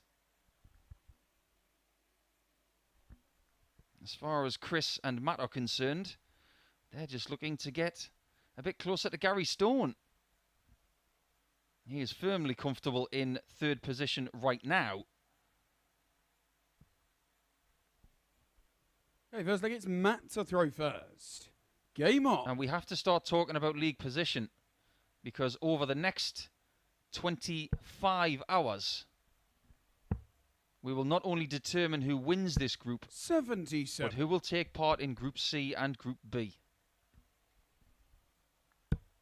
Just to re-emphasise, the bottom 3 players in the Group A table this time, or slightly later than tomorrow, 180. will play in Group C alongside Aaron Beanie, Carl Hamilton and Gary Blades. 60. 2 players will qualify through that group after Thursday and Friday. But positions 2 and 3 from this table will play against Dan 59. Reid, Daryl Pilgrim and Rob Collins in a 5-player group on Thursday and Friday night, where 3 players will qualify for Saturday night. If you had your choice as to whether you want to play in Group C or B, most people would choose Group B. Not because of the personnel, but because of the fact there is 1 more spot available than the other group. 92. Creature record 164.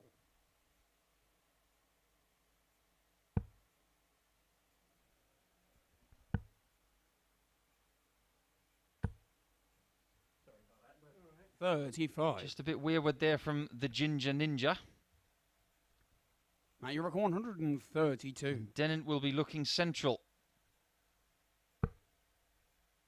Not central enough on that dart. Leaves 124.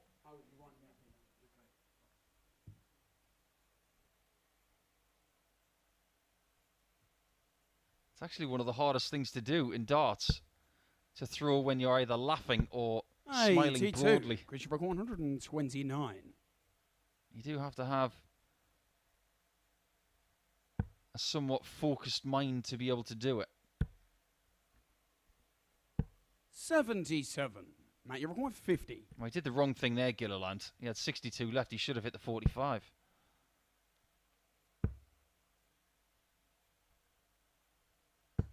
If he had hit the 45 to leave 17, he would have taken this in 2. But as it stands, he'll have to go for a somewhat conventional double top after a 12.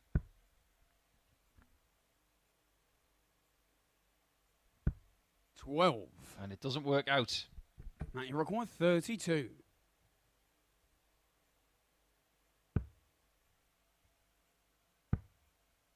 Double 8. 16. It's happening again. 40. In the bottom left corner. Game shot on the and first. He steals that one away. Chris Gilliland. Very familiar territory for Matt Dennant, missing in that corner, but familiar territory for Gilliland on tops. Second against Chris to throw first. It was a very odd game they had yesterday because Matt was coming into this fixture in game 4 of Monday after missing 13 darts at double in his first encounter with Josh Payne. But he was able to put it right so quickly that he put in his best performance of the day. 45. He had 57% on his doubles against Gilliland yesterday. He would love to have this here, as long as he gets enough chances to win 4 legs. But he is bemused in the background. 97. He doesn't know what's going on.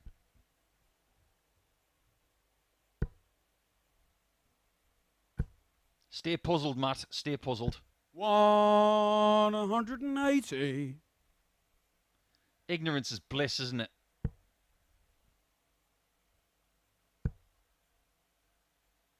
He's a very focused individual, 50. is Matt.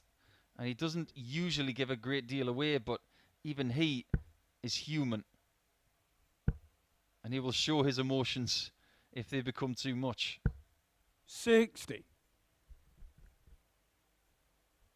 Now, we've already talked today about the greatest Scottish player of all time, which is a debate that may rage on for at least another couple of years. 140.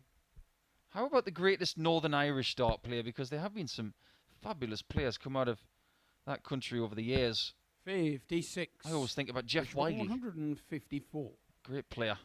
But I don't think anybody would disagree that the greatest player of all time from Northern Ireland is Darrell Gurney. He's got the majors to prove 58. it. He's got other wins to prove 160. it.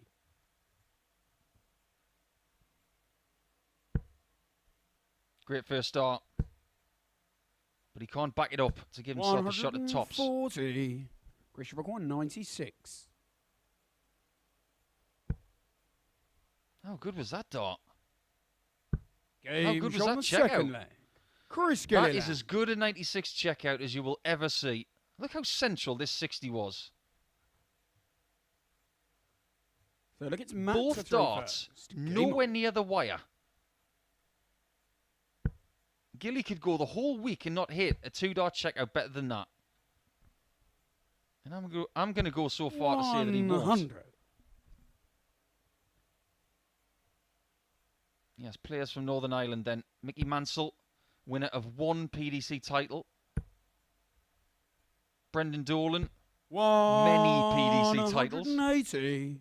but no majors. Has made a major final at the World Grand Prix, of course, 10 years ago. 180. Go on, Chris, give us another one. I said give us another one. 140. I was hopeful.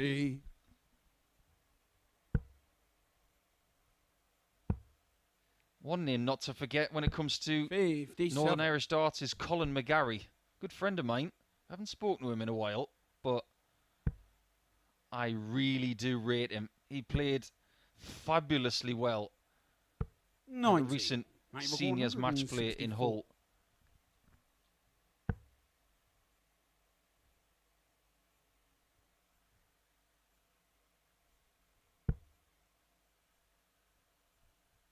.85 left. 98. Richard McEwan, 91. This will be a hammer blair. Hammer blow even.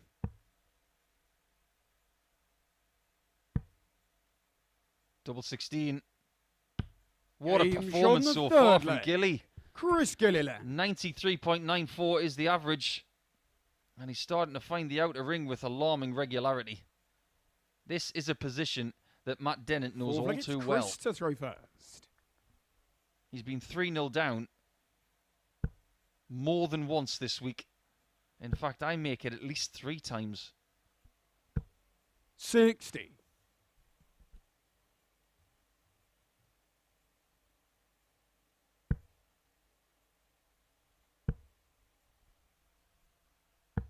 .54. And when he has been 3-0 down, he has not been able to recover. Couple of close calls against Gary Stone, but the other time against Josh Payne yesterday, it was a 4-0 whitewash. 100. Because of those 13 missed darts at double. But we know he won't give up. 180. When you've been 3-0 down and brought it back to 3-3 twice, you know you can do it again. 58.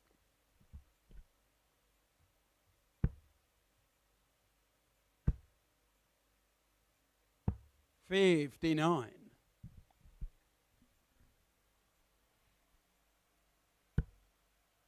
That's the perfect first start for the man in orange.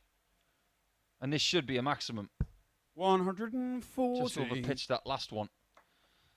But he's within striking distance of a 4-0 win, which would take him to 8 points. 96. Christopher 143. And a leg difference in the table of +3. Above Gary Stone. Look at this. 111. You're almost surprised he missed it. 112. To keep the match alive, it's the Nemesis double eight. 96. Christian Rock 132. And the end may be nigh. The end of round 4. And it is shot done on the match by 4 legs to Chris 0. Gilliland. Gilliland with a very good performance. One of his best of the week so far. In fact, I make that his second best average. But overall, his best performance for me, with 57% on the doubles and some really good stuff in the middle of that match. Round 4 is done with then. We'll take a short break. And when we come back, it's going to be the last round of our matches for Tuesday to see where everybody sits after the second day of Group A.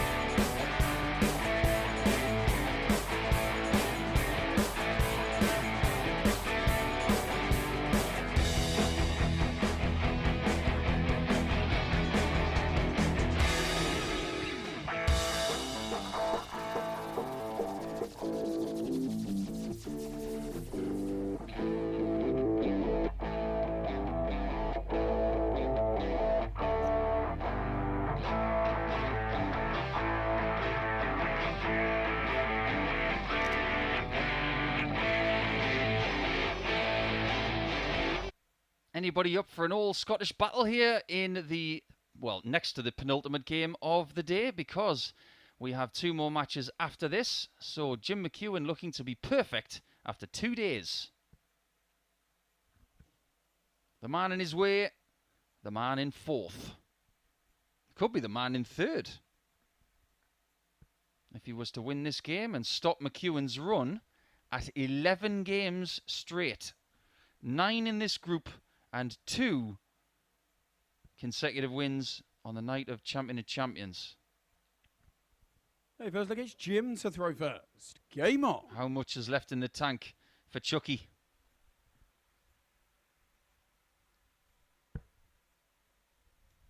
One more good performance, then he can rest for all of Tuesday afternoon and night to get ready for an assault on Wednesday, which could see him book his spot into Saturday night.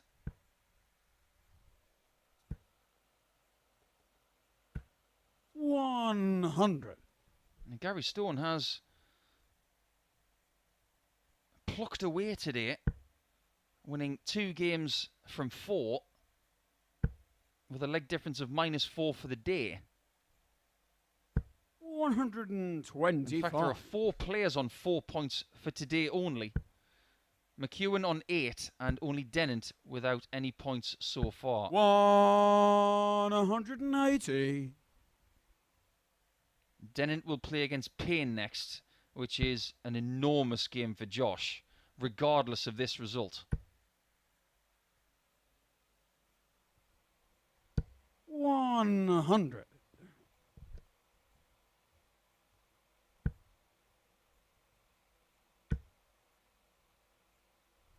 180. What is Gary Stone up to here? 136. This is a proper scoring performance.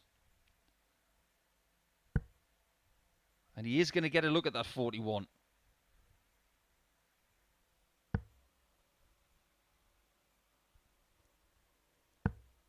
$39. Gary required 41. Chooses tops.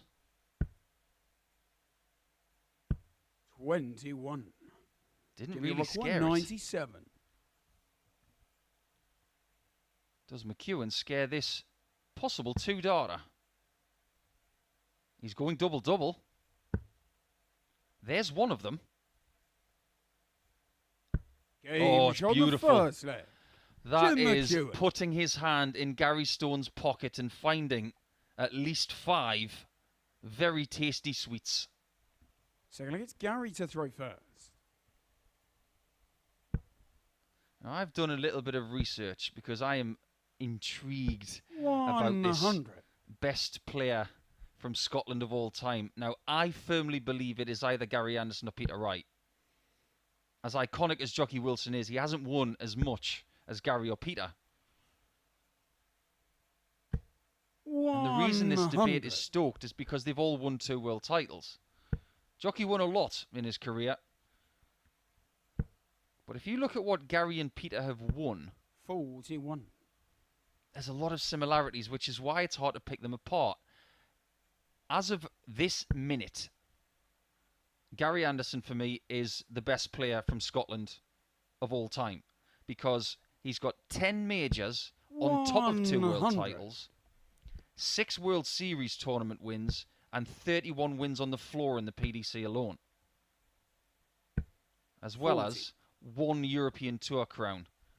Peter has got 5 majors on top of his 2 world titles, 6 European Tour victories, 3 World Series events, and 25 on the floor. So he hasn't got as much on the floor, in the World Series, or in the alternative major column. But I really do believe that over the 18 months between now and the end of the 2023 season, 45. if Peter Wright wins quite a few titles, 161. he may overtake Gary in that category. Anyway, something to think about. 65.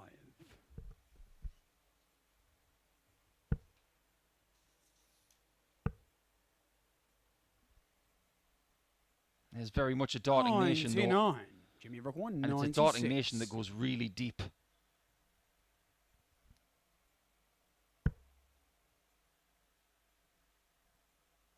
Doesn't have to go 60 here. Options, treble 12, treble 16. And the other option, 72. I was going to say laying up for tops, but that'll do. That was not on purpose. It's almost like he wants to do double-double twice. 100. He's done it on a 97 checkout. He's hit double 16 to leave double 12.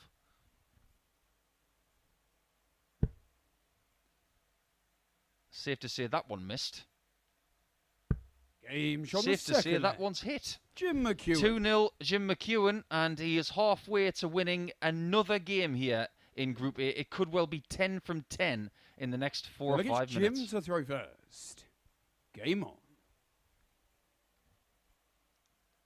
And if that is to be the case, his streak of wins in Live League Darts at the minute would be 12, 100. with games to come tomorrow.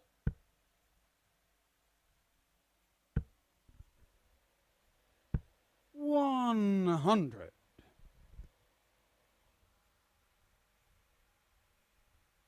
His first game tomorrow is in Game 3 against Chris Gilliland. If he is to break 100. the record of Sean McDonald of 15 straight wins, he will need to win his first 4 games tomorrow 96. as well as this one. So he'd need to beat Chris Gilliland tomorrow, then Gary Stone again, then Matthew Edgar, and if he gets to that point, the record-breaking game 81. would be against Matthew Dennant. Long way to go. 60. He probably doesn't care about that record. He just wants to win the group. And 20 points after 2 days is a pretty good way of going about it. 135. He's had a couple of sketchy games today, has Jim, but he's won them both. 140. Jimmy require And this 85. is a much better performance. He may have found that second win that I was talking about.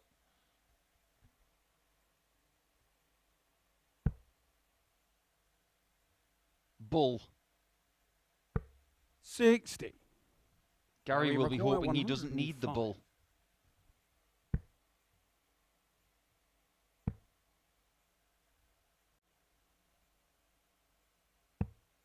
$25.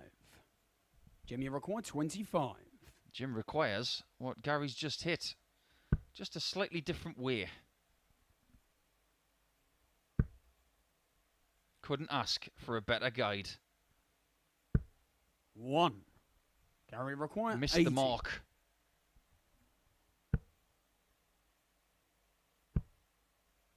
Double top. 60. Familiar territory for Gary Jimmy Stone. require 24. Missing it just about a centimetre low.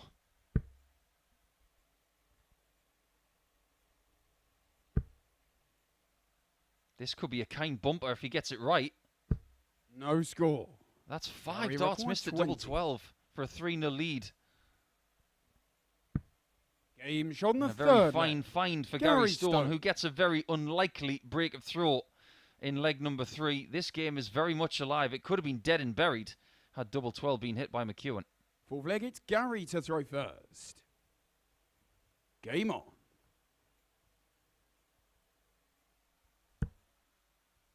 The single best game performance so far this week came from Jim 58. yesterday against Gary. 100.59 the average to Gary's 97. Considering the talent in this group, I am 43. rather shocked to find that we've only had 1 ton plus average so far. 136. I am convinced we're going to get a lot more by the end of the week. But what we have had are a lot of averages in the mid to high 90s.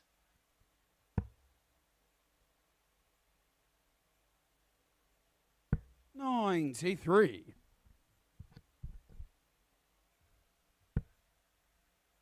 We will collate all of the stats for tomorrow, and it will tell a very interesting picture. 140. Because at the start of today, McEwan came in averaging 92.44 for the group. I guarantee you he's not been averaging as much as that today. Because he's won games with a 97, with a 94, but since then, 81. Gary an record 81 and an 167. 83. I reckon he's in the mid to high 80s range, but still winning.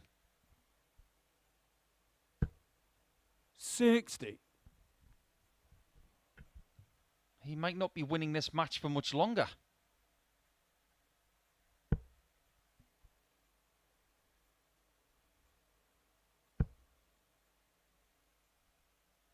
could be wrong. 140. Gary Rock 107.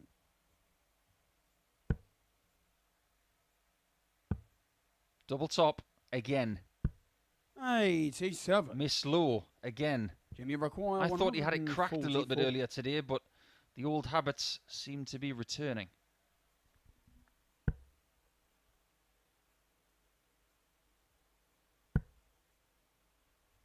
I'd stay there. 74 hit, 70 left.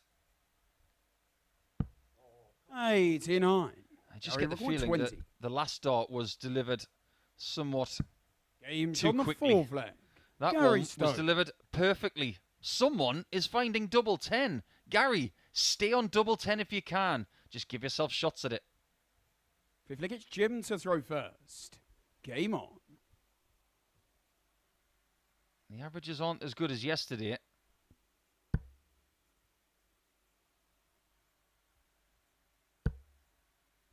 They are telling us a story of a 60. half-decent game. I don't know whether that's me being a little bit too harsh, but I judge these guys by the highest of standards. 26.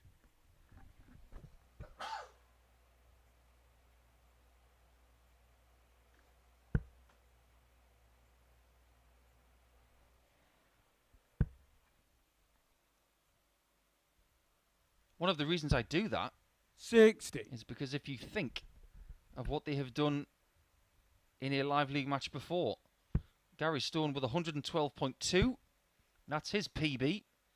Josh Payne 113.49. Both Gilly and McEwan have got PBs in excess of 109.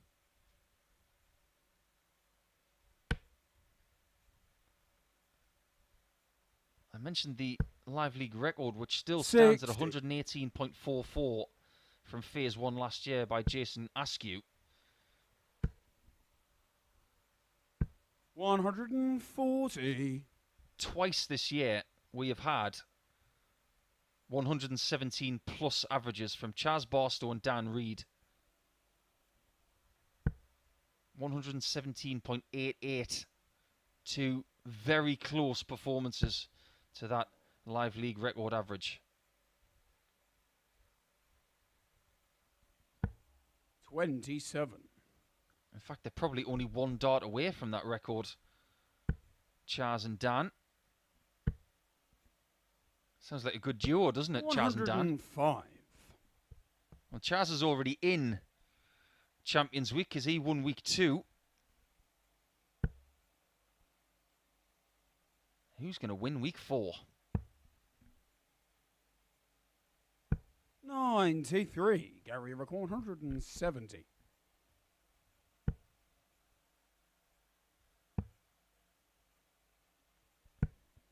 $51.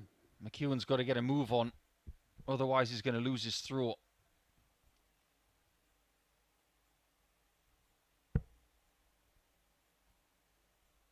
He might even lose his unbeaten streak as well, if he's not careful. 18s is the call here. Don't go for the beds that are already blocked. Go for the open portion. 57. Gary Did the Rock right thing. 119.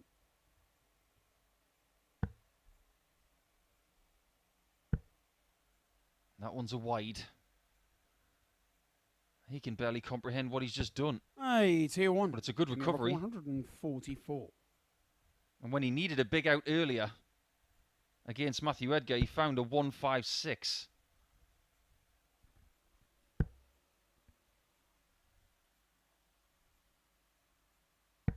$104.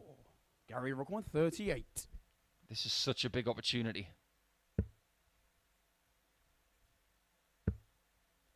Only got maybe 25% of the bet away, Matt. 19. That was a really difficult shot Jimmy with those two require darts in the way. 40. And McEwan miraculously gets an 8th visit in leg 5 Game to on take the tops fifth leg. and the lead. Jim McEwan. A lead that he probably didn't deserve. But this game is all about taking your chances, and when you squander them, that is the penance. Sixth leg, it's Gary to throw first.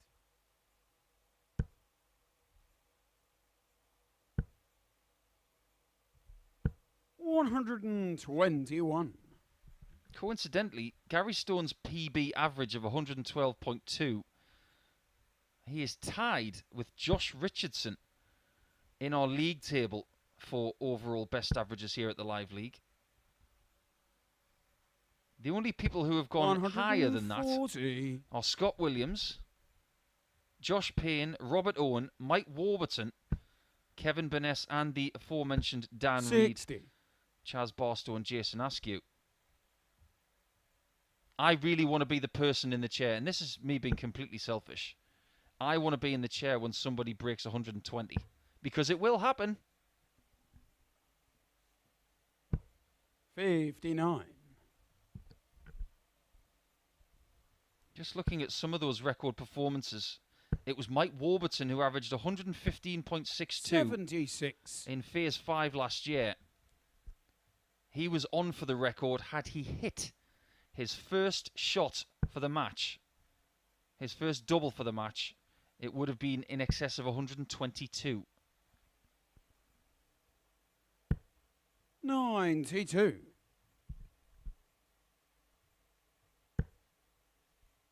But we are far from record equaling stats in this game. 125. This is hard work for these two players. Their last game of the day, all they want to do is get the win, and then they can rest and get ready for tomorrow. Payne, Dennant, Gilliland, and Edgar cannot rest yet. They may not be able to catch Jim McEwan. 60. Gary require He 119. may be in a position that's too strong, but they have to play for position in the table. 59. This is for 20 points from 2 days.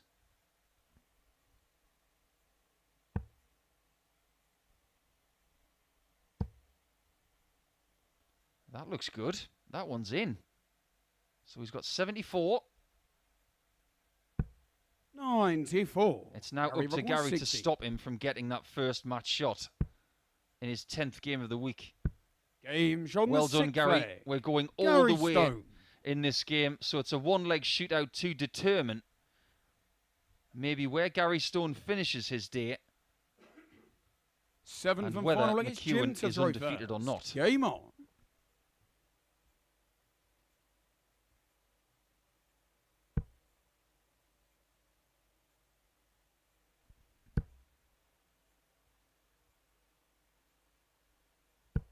$45.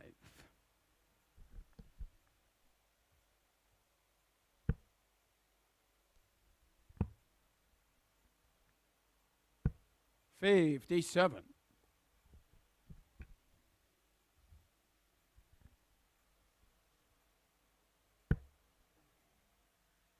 What's he got left in the tank here?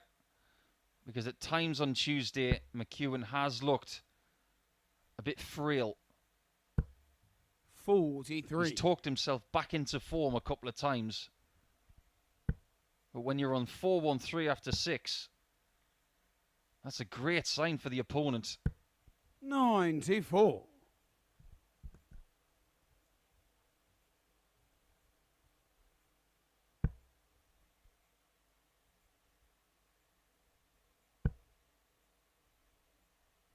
What he would give for another. 140. Gets another. Stone's on that magical 350.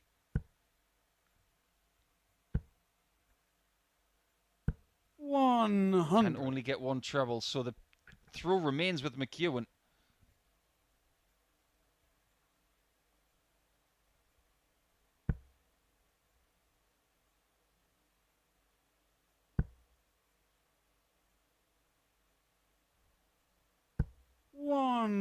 He's just chipping away like a blunt axe on a very strong tree that is at the point of tipping. 140. First dibs for the match belong to Gary Stone, though. A lot of players might have started on the 19s on 173. 719s leave tops. 93. It's a great recovery. Gary require 110. Over to you, Gary. Can you snap the streak? Not at this visit.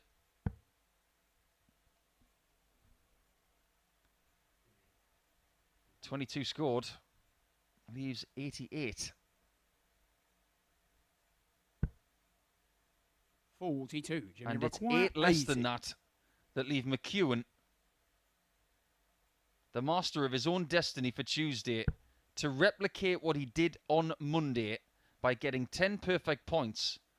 It's treble 19 for double 11. 40. Gary requires 68. He needs to dodge another bullet. 56. After the treble 12 effort does not find the target. Double top. 48. And an all too familiar story for Stone. Jimmy require 40. McEwan to get over the line.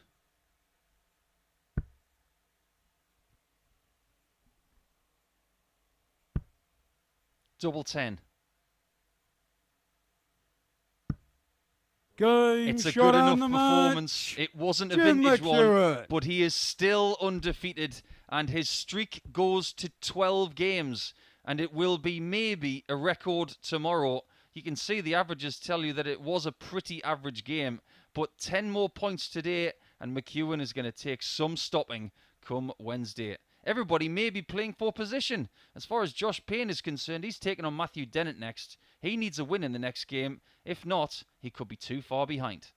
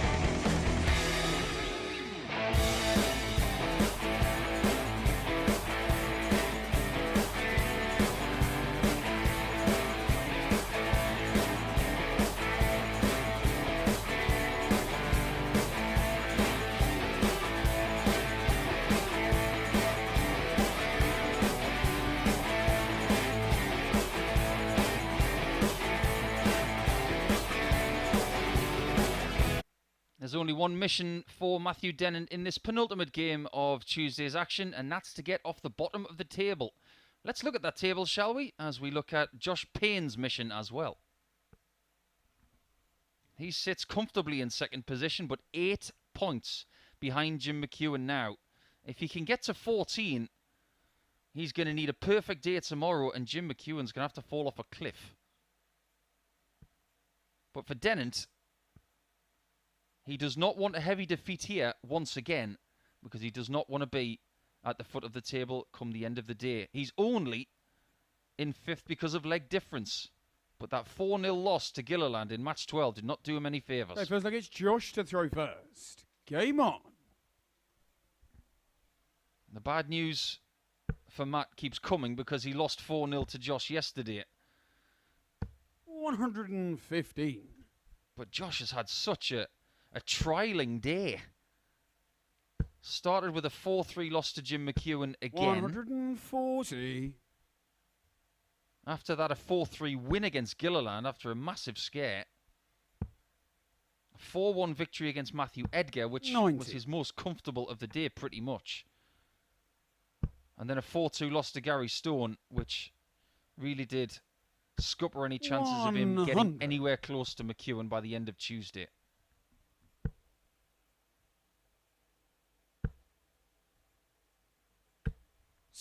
I think even Josh will admit that the chances of him winning this group now are slim. And where it's been won and lost are the games he's had with Jim. Now let's say that Josh had beaten Jim twice, as opposed to losing to him twice. 140. They would be on the same points. They'd both be on 16. I think that dart is safe, Matt. Even if you hit the ball, I think it's going to stay there. 96. But notice how he took the 51 out of the board first. Double top for a double-double. Game shot on the first they're just leg. so beautiful when they're done Josh like that. Payne. Really pure shots. No collisions. Just darts hitting the targets. Absolutely gut-wrenching for Second against Dennant. Matt to throw first. Game on. Interesting argument placed by one of our friends at Online Darts, Phil Bars, about the debate 60. about the greatest Scottish player of all time. He has Gary way ahead still, and valiantly putting his point across, because I think we all agree that Gary is still the greatest Scottish player of all time, but he is maybe susceptible to losing that mantra or that mantle if Peter Wright was to have a very profitable 2 or 3 seasons from here. 57. My argument is that they've both done things that the other hasn't, whereas they have a lot of similarities. 93. Things like Gary Anderson's never been PDC World #1. Peter has. Peter's never won the Premier League. Gary's won it twice. That's what makes it such an interesting debate. 97.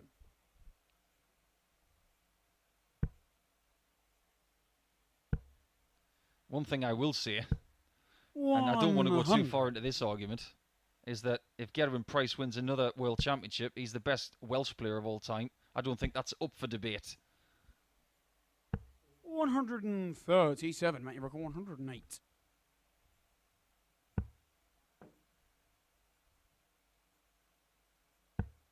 Oh, beautiful dart from Dennant. There was one on the floor just waiting to be used. It's brought off the bench. 76. Almost hits the target. Joshua requires 70.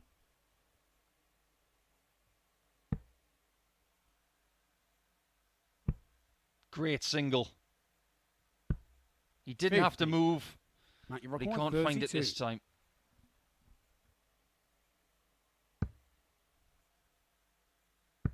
Game shot on the second leg. He's had such Matt a love-hate relationship with that double-8 over the last couple of days. I'll be really interested to speak to him in the morning to see what he feels about it. Third against Josh to throw first.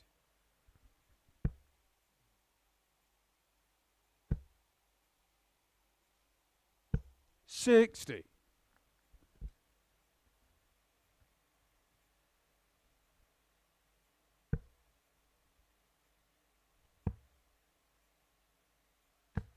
$58. I wouldn't be surprised if we see a 3-figure average from Dennant in this match and he loses.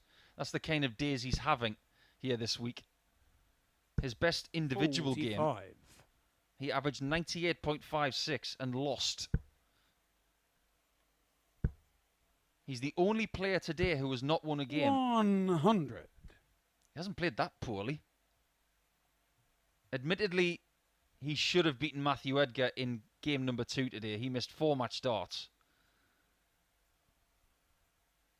And that game seems to have had some sort of effect on the rest of his day. 43. He lost to Jim McEwan by 4 legs to 2 with that 98 average like I just mentioned. Then lost to Gary Stone in a 45. game he shouldn't have lost. That again was tight at 4-3.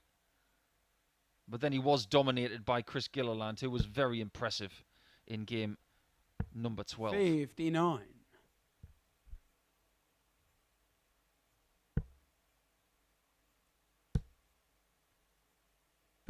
That's more like it. 180. First maximum of this match coming from the Scholar. 45. Mate, you record 118.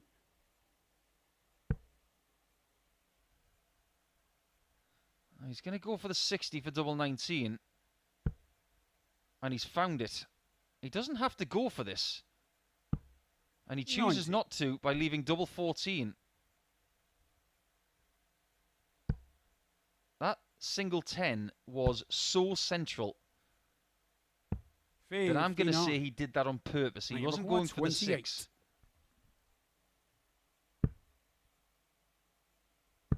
Game Yeah, shot good call, Matt. I think that's really good board management. You don't want to be going for double 19 when you don't have to. And when your opponent is not on a finish, lay up for something better. 4 flag, it's Matt to throw first. Game on.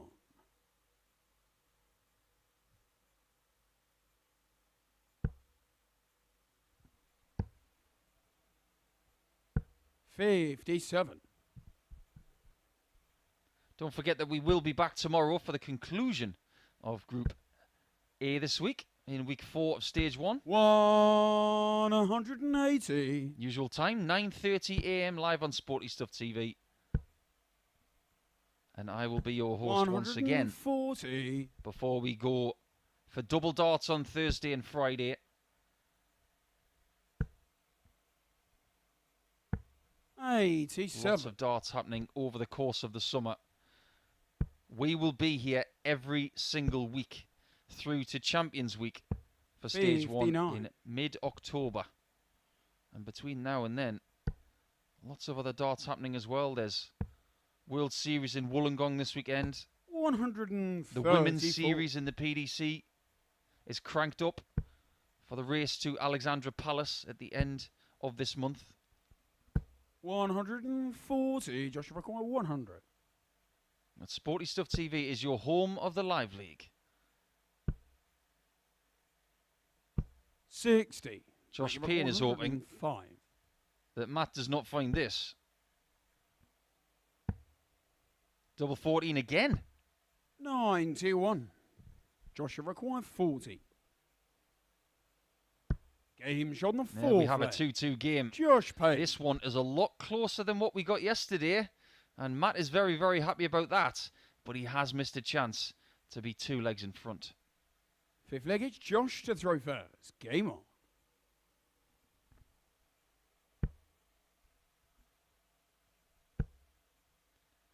Matt in the background there, staring at the back of the wall. Very much like the figure in the Blair Witch Project. One of the scariest things I've ever seen.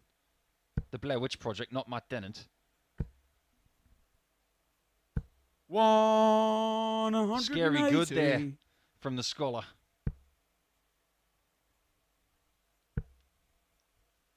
If you get a little glance, actually, because I noticed this today. 60. We have these slides of the players, and it shows the upcoming match.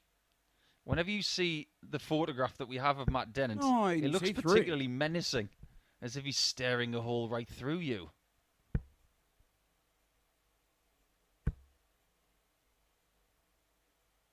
60. We've had 3 maximums in this match, 2 of them from Dennant.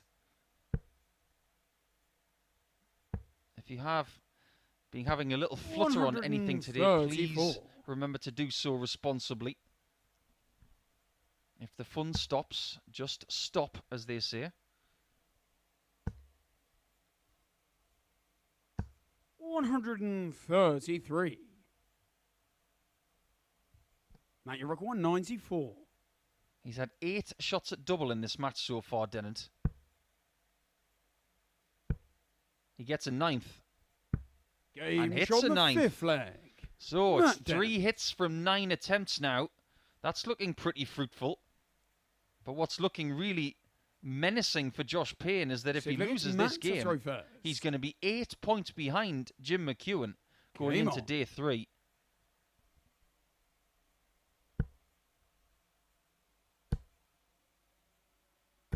Let's say that Dennant does win this game.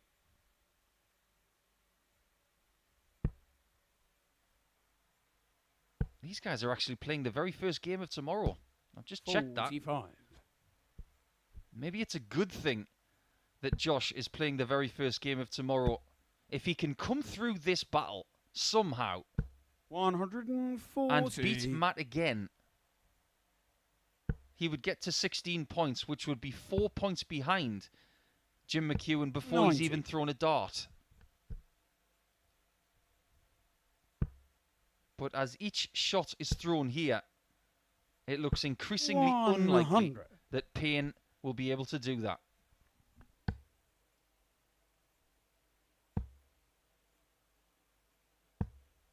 .45. Mate, you're 161.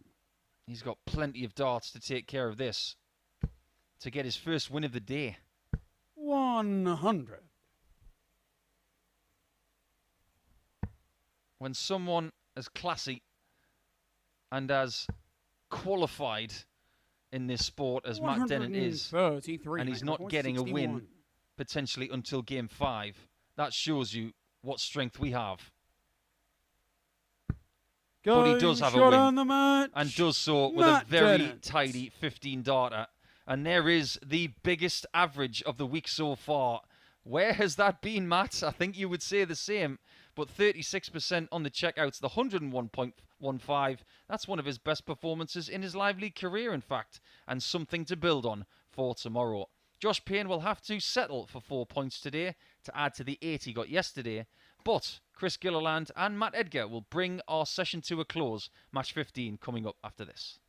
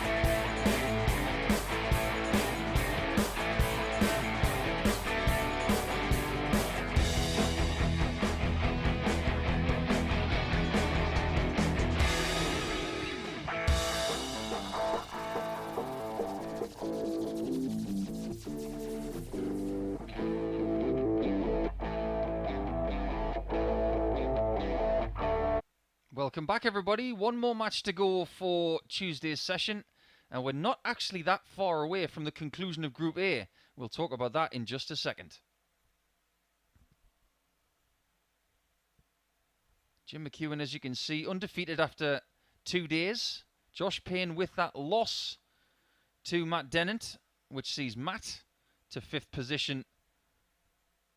It's not a guaranteed 5th position because a heavy defeat here for Gilliland will see Edgar get him one place above him. First. Game on. But what we can now tell you is that this group will be done and dusted if Josh Payne loses his first game tomorrow against Matt Dennant and Jim McEwan beats Chris Gilliland in match 3. That's it. That will see the end of the group by around 10:30 tomorrow. 100. You never know, there could be some sort of almighty fight back. We do now know, though, that if Josh Payne loses that first game against Dennant tomorrow, that he's in peril. And McEwan's in heaven. 140. But it's fair to say that Matthew Edgar is feeling a lot better about his stuff today than he was yesterday. He's the only player this week who has had a day without points, because Matt Dennant has found his first win today. 60. And this is the fixture where it all started yesterday. And it was a 4-1 win for Gilliland. 41. But Matthew maybe needed a little bit of luck just to get his first win. He got that against Dennant in match 2 today, surviving 4 match darts from Dennant and getting a 4-3 win and his first points. Since then, he has added another 2 points to that with a 4-0 victory over Gary Stone, 60, including a very impressive 154 checkout. 57 is calling. Bullseye. 97. Lost the line. 160. Stay there. Oh, that was just a shade underpitched. 125. Chris, you require 35. You don't see 2 players sitting on 35 very often.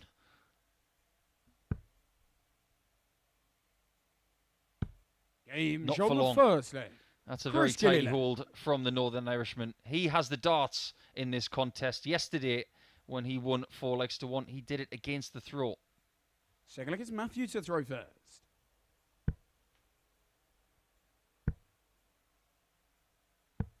Knowing Edgar as I do, which is quite well. No points yesterday. 4 minimum today. He'll be looking to improve again tomorrow to get ready 17 for Thursday and for Friday.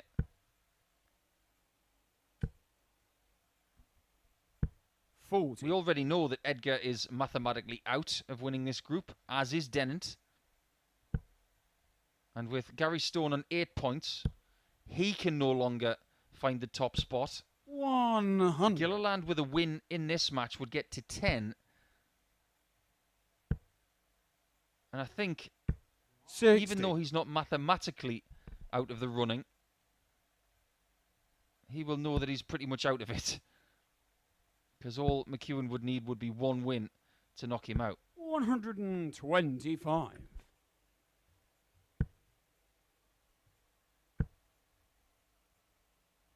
100. Does anybody know that Matthew Edgar once hit a 170 checkout against Gary Anderson to beat him in a Pro Tour match? It's one of those really unknown facts about Matt. I don't think he's ever mentioned 66. Matthew 170. Maybe I've just let the cat out the bag.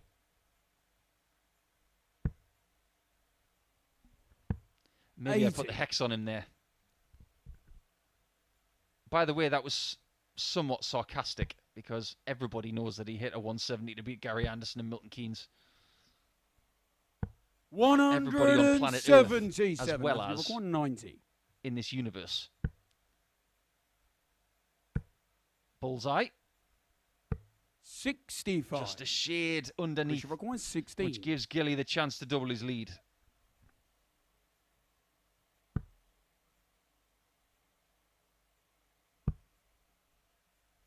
Oops. 12. That second Matthew dart required maybe 25. infected his belief in dart 3. Game's on the Nothing second infected there for Matthew Edgar. Very clean indeed on that 25 checkout. And for everybody watching at home, that's a checkout that you should practice a lot more. Feel like it's Chris to throw first. Think about the amount of times that you leave 25. When you're going for bullseye efforts and you hit the green, but not the red bit, you're constantly leaving 25. That is a finish that you will go for a lot when you play darts. 58. So practice it. Find a route that you like, whether it's 1 double 12, 5 double 10, or 9 double 8, or even 17 and double 4. But practice it. 62.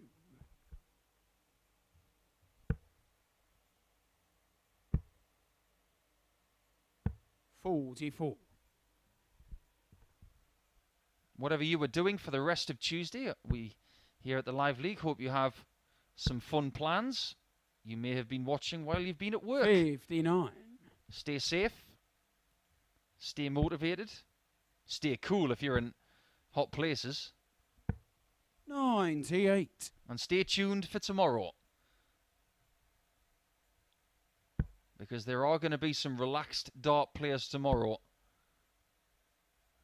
because they know they're not going to win the group. 95. They may just play with the shackles off a little bit, and sometimes that gives us the best action. 131. You've just seen what Dennant has done, putting in a 101.15 average, because he knew he wasn't going to win the group. 46. Matthew Rock. Have another crack at this 170 then, Matt. Don't worry, I'm sure he'll leave it again before the end of this match. 94. Chris Rock 99. Put a flake in it. Could go double-double. But who needs double-double when you can do that? On the third leg. He's had some great darts today. That treble 18. Look at this. You could take a photograph of that and put it on the wall. It was that good. Fourth leg, it's Matthew to throw first.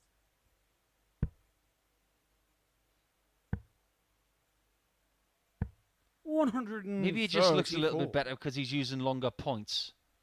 And it just looks a bit more inviting. I can categorically say that if I tried to throw Gilliland setup, I wouldn't be able to use them. Flights are too slim, and the points are too long for me. 60. I wouldn't be able to get these darts in the board straight. Not that I can get many darts to land in the board straight these days. 140. Yes, I'm poking fun at my own game. I'm allowed to do that. 93. Might go 19s first. I like this play. But now he must go back up top. 77. Not there.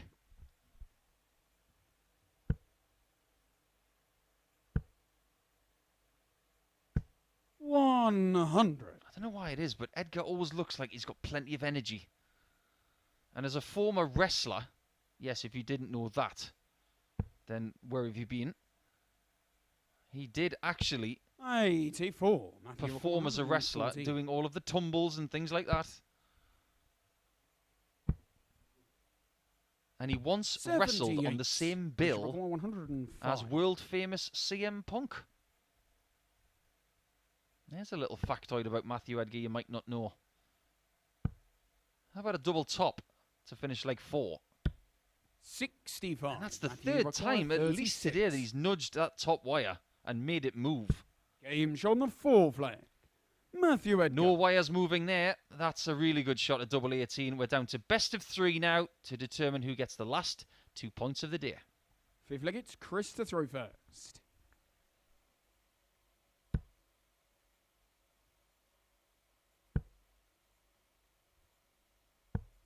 80. Needless to say, if Gilliland does lose this game to Edgar, he is mathematically out of the equation 60. for Group A, and it will be a 2-horse race tomorrow.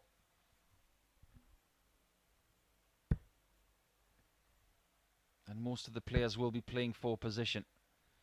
You see the averages in this game 60. and the 180 count. We haven't had a maximum yet. But those stats are very similar. 58. Both below par. Running average for Edgar in all of his 79 matches before today was closer to 88. 59. So he hasn't been at his best so far this week.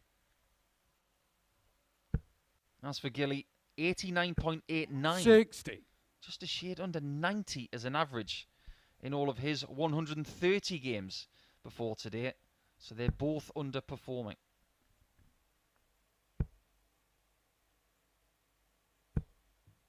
But they have had good spells.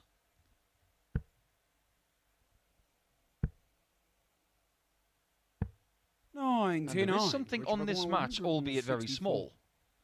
Whoever wins it will finish second in the daily table. You don't need me to explain that Jim McEwan is top on 10 points. But there are currently 4 players on 4, and 2 of them are in this match. And with the last 2 points on offer, whoever wins it will sit behind McEwan in the daily standings.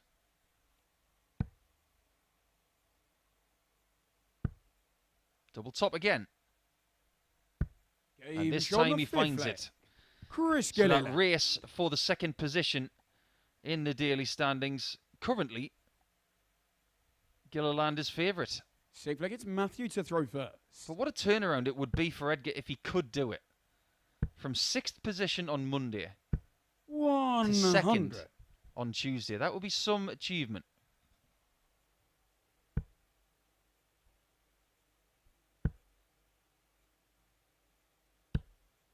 $140.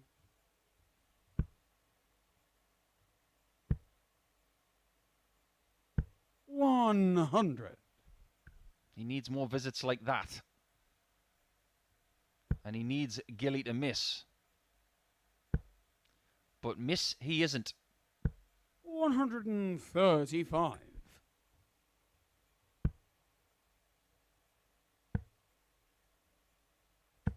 $84. Advantage Chris. He's taken the darts away after only 2 visits.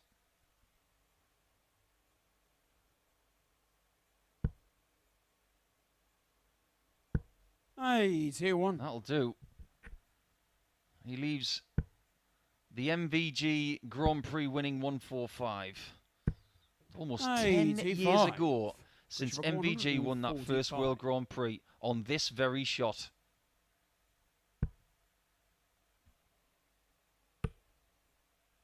And he also won his first Premier League 65. on a 132. Matthew Rocker 132. Can Matt do this right here? There's your answer. 64. Christian Rocker 180.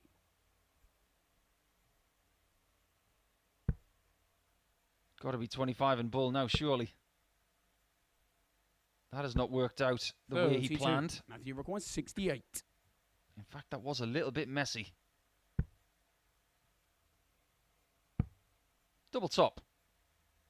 Game shot. A lovely dart there from Matt to hold his own throw. So we are going the distance in our final game of the day. Thanks to that lovely shot on 220s. 7th and final leg, it's Chris to throw first.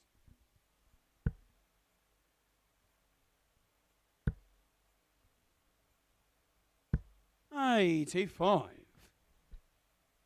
A leg that will determine whether Gilliland is mathematically out of the Group A chase. 57. I don't remember in all of my Live League experience as a commentator seeing anybody come back from a 12-point gap. 140.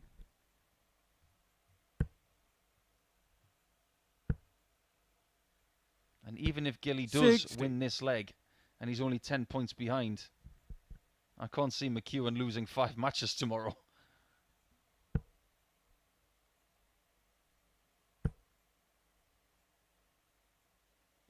This is a good steady performance here in leg 7.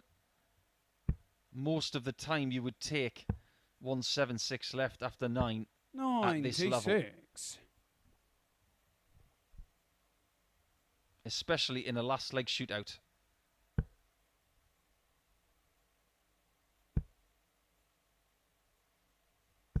$60. Could be 140 or bust here for Edgar. 121. That's a really good recovery. 116. That's a nice lie for a 57. Because there it is. And there's the tops. Shot on the mat. And that is how you finish off a one-leg shootout with a ton-plus finish. The average for Gilliland in the mid-87s. A really good performance because he was tested at times by Matthew Edgar, who was brilliant on his checkouts. Again, he just didn't give himself enough chances. So he stays in with a mathematical shout of coming through this group. He stays in 3rd position, 10 points behind Jim McEwan, who has been perfect the last couple of days. Josh Payne needs everything to go right in the early portion of Wednesday, but everybody else will be playing for position come tomorrow.